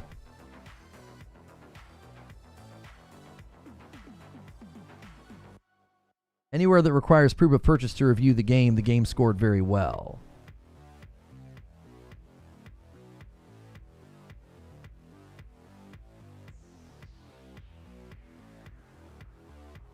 I don't think he's rage baiting for a clip, guys. He's got a 14-year-old account. One Reset Era Game of the Year. That's the biggest gaming site. Look at the past winners and nominations. More accurate than anywhere else, really, in terms of recognizing the best games. Naughty Dog lied in their trailers. They put Joel in parts he wasn't in the game to make people think he would be alive more. Google search that. So this is your claim. You're claiming that they released these trailers and that then is justifiable that people didn't play the game, and that makes their scores legitimate. You see what you're doing? You're just switching to another argument. Each argument you've put forth has been dismantled. You made claims about Abby and the story that were false. That gets falsified, and you move on. What do you move on to? You move on to the Metacritic score. That gets shown to be absolutely foolish to cite because you're basically saying review scores of people who didn't buy the game are authoritative and more legitimate because they were angry. So because they're angry and they disagree with the story choice, their review is more valid? That makes no sense. They didn't even play the game. So now we've moved on to your third point. The first, all your other points are in tatters on the ground. I'm deflecting though, sure. So now we're on to your final point. That they released trailers to make it seem like Joel was around more than he was, and that means what? What's your overarching point then? They did that in order to keep the story a secret so you didn't know what was coming, because that's good storytelling. You don't want people to know. Like, what? Should they have come out with a trailer and showed Joel dying? Would that have been a good way to get people to come in and have one of the biggest story elements spoiled to them? I'm not citing things that aren't true. Why are you lying? One of you, I don't know which, were claiming things about Abby and things Abby did that were not true. She did not drag her pregnant friend on dangerous missions. That's not even an exaggeration. It's a misrepresentation. If the only way you can enter this argument is by misrepresenting the story, misrepresenting one of the main characters, Abby, and then citing Metacritic user scores, your argument's a joke. It's a joke. It's not even respectable. And now we've moved on to your grand point that they have trailers where they tricked people. Okay. People are saying Avengers Endgame did that. Yeah, movies do this all the time. They have to give you looky-loos and fake-outs, because if not, dude, I've watched some trailers and I feel like I saw the whole movie in the trailer. I feel like you see every major moment in the trailer sometimes. Once I know that I'm going to watch a show or a movie and I'm in, I'm like, dude, I'm going to watch it. I stop watching the trailers because oftentimes they show way too much. Stop strawmanning. You don't know what strawmanning is because I haven't strawmanned yet. I've not misrepresented your argument. I've restated it multiple times. And instead of you defending your argument, you move on to another point. I've restated your argument. I've restated your points 10 times over. Strawmanning would be to misrepresent your argument in the weakest way possible. If you're going to state things about the story that aren't true, that's on you. Maybe don't misrepresent the story. You could say, I didn't like what they did with the characters, but saying that she did things that she didn't do, yeah, that's not going to get you anywhere with me. And citing the Metacritic user score, that's not strawmanning. That's what you did. You defended the use of the Metacritic user score. Both of you have interchangeable interacted with me, so I don't know which of you said it, but that's the trajectory that the argument took. Misrepresent the story, misrepresent Abby and things that she did, and cite the Metacritic user score as authoritative. That's fact. That's what was argued in chat by you two people, by you two gentlemen. And now we've arrived at the final point, which is, well, they released a trailer to trick people. I'm not giving low IQ takes. My takes are 100% based. You're blue-pilled. If you have to say that about your own arguments, I feel embarrassed right now. What an awkward thing to type. You say that you're not giving low IQ takes. Your takes are 100% based. You're blue-pilled. You can't even defend your position. You're just giving up now. Now you're just flailing and throwing insults. Naughty Dog didn't lie in the trailers for TLU 1, but they had to lie in the TLU 2. They had to. It wasn't lying or baiting. That's a common thing they do in movie trailers and show trailers, is they show you footage that doesn't end up in the game or the movie or the TV show. Who talks like that? Who says that? I mean, he said that and he didn't even say it ironically. My takes are based. Okay. Based in what? Delusion?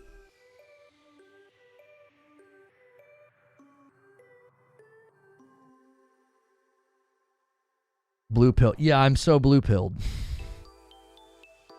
I'm such a raging, wokey, liberal, Democrat, progressive, whatever other label you want to use that doesn't represent me at all.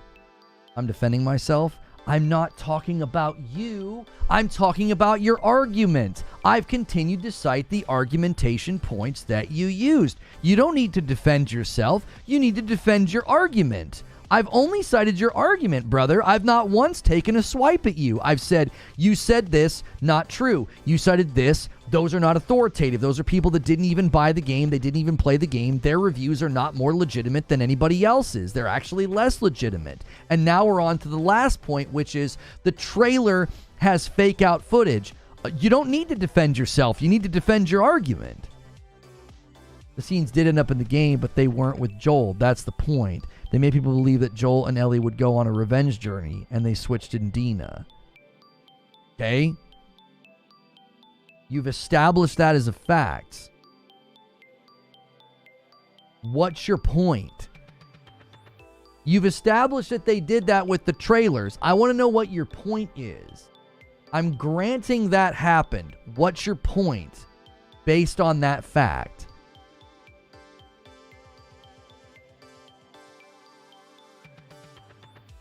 We can't have a real conversation here with this format. You get mad at me for making comments about me defending myself.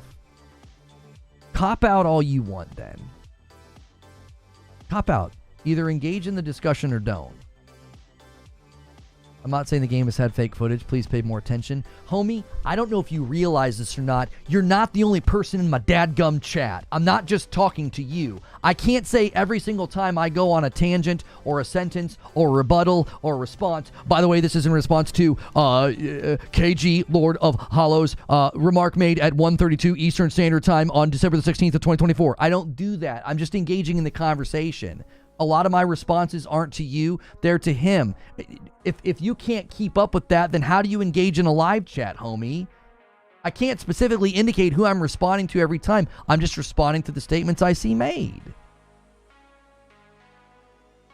What's the point of arguing with you? I'm saying the Metacritic score is validated because people that were tricked have a voice too.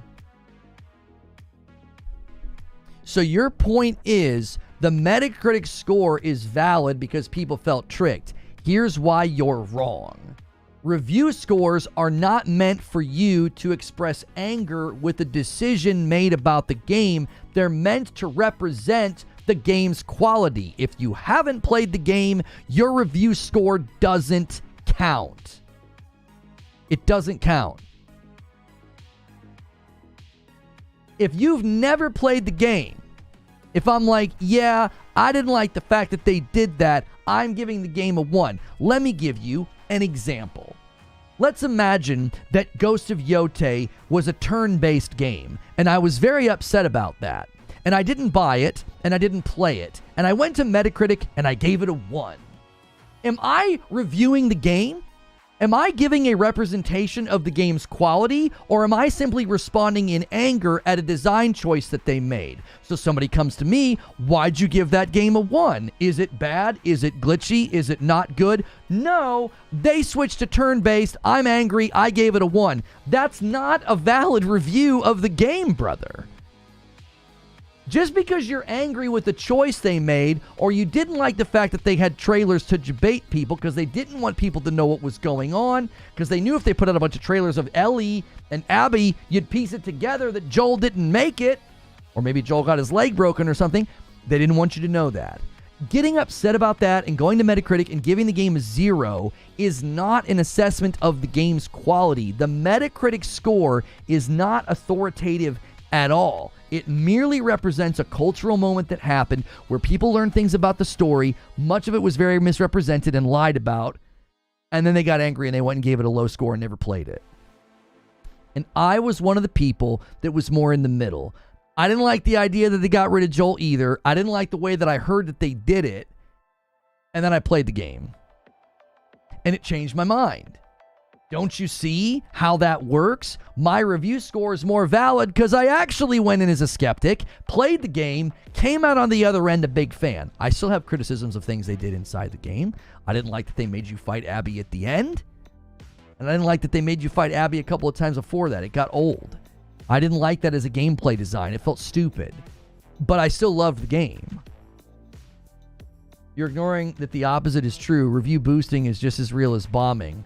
Both sides are pathetic. So you think its score on PlayStation Store is review boosting. You think over 200,000 people left a review score on the PlayStation Store as review boosting. I'm not talking about review outlets. You'll notice I've never once talked about the review outlets. I talked about Metacritic user score versus verified purchase user score. I think one's far more compelling than the other. I'm consistent on this. It's not specific to this game. I have always said the Steam user score and the PlayStation user score are your best barometer of quality. Every time, it's your best barometer because you're getting the score from the people that bought it and played it. You can review on PlayStation without owning the game. This is not true. You cannot do that. That's false. That's completely made up.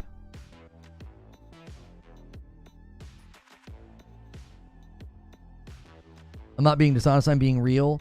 You're allowed to not like The Last of Us Part 2. You're allowed to disagree with their choices with the story or whatever.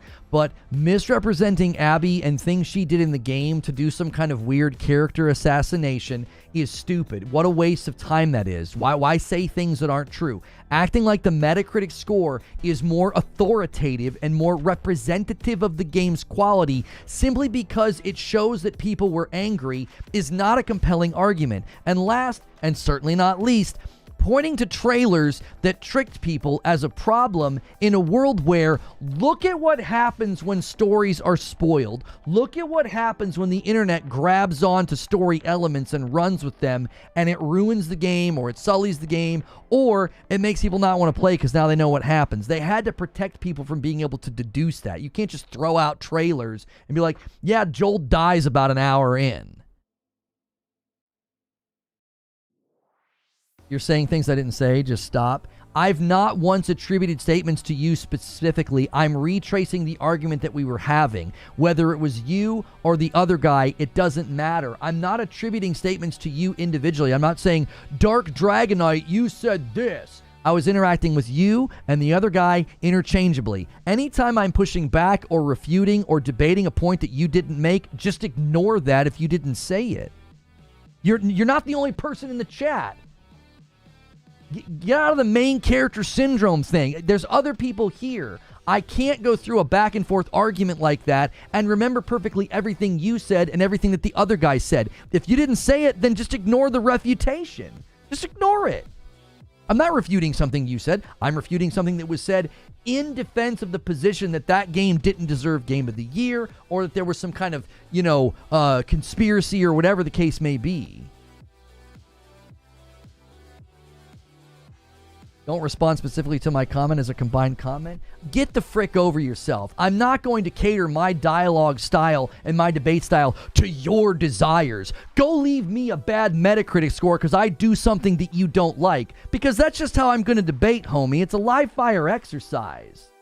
Well, don't respond to me this way because I don't like that. You go to Metacritic and give me a bad score then. Right? Like, Jiminy Christmas. I'm not going to cater this dialogue to you. If you show up and you debate and you make points, that's just going to be what happens. It's entertaining. It's fun. It's enjoyable to go back and forth. It's enjoyable to get passionate and wound up about these things. I never said I'm the main character, stop projecting. You like to say stop projecting because somebody said that earlier and you're parroting it now. Listen, you're acting like the main character. You want me to adjust my speaking style to you. You think when I'm responding to you and another person that I'm responding to you. If that's not main character syndrome, I don't know what is. Jiminy Christmas. You got an extra 20 minutes out of me. You got an extra 20 minutes out of me.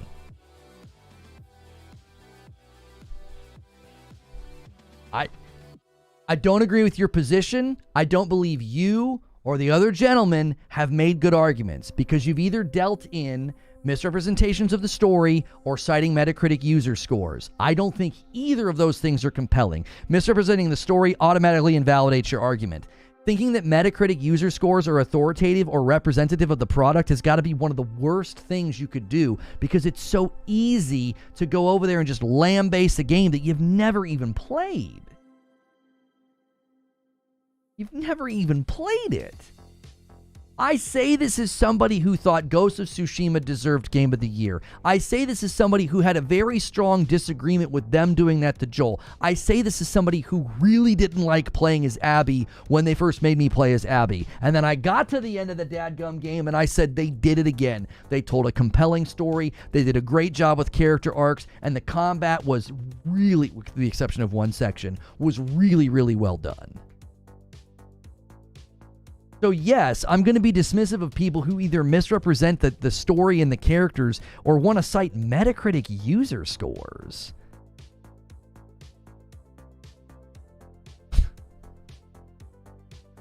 It's just so easy for a game to get obliterated because of some movement. And so much of the rage, to this day, I still have people come in and they're like, they let Joel get killed by a trans. And it's like, oh my gosh, that's not even true. And yet, here they are still angry about it. You defended fake trailers to trick customers. We can see how far you're willing to drop your ethics just to bootlick certain studios. Great job. If you want to indict my ethics or my morals over a fake trailer, find somewhere to cry about that. That is such an amoral decision. That is such a non-ethical decision. Commonly, TV shows and movies and video games have to do looky-loo and they have to do smoke and mirrors as to not spoil major story beats of their game. If you want to try to claim that's an indictment of my ethics or my morals, good golly, are you down bad in the discussion.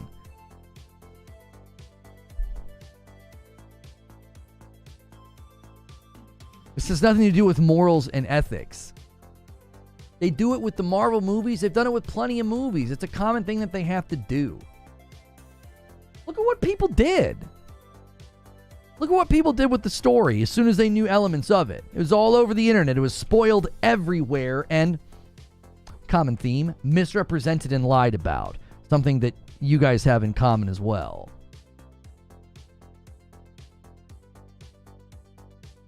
All right, I'm going to spam a link in chat. And we're going to Writer's Room. I meant to do this 22 minutes ago. You guys could have hit 150 to extend the stream, and you got a couple of people to argue and do it. So, congratulations.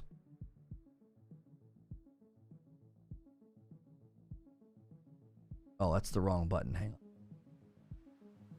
Hey, thanks so much for being a member to the channel. We had a crazy big week last week. You may have gotten a membership. You're like, why is this thing called Writer's Room on my feed? We had an insane week last week. We broke like every record. We're on an amazing pace already. You need about 100 members a day to unlock the segment. Well, to unlock an extra segment on Friday with me and Hilly. If we get to 600, then you get a Frickmas Friday night this week with Madam and myself. We'll have some drinks. I'll sing some Christmas carols. It will be a good time. There's a link in chat for the previous stream to use. If you guys don't want to use the redirect, I'm going to redirect folks now. And then I will make sure and change that thumbnail because we are no longer live.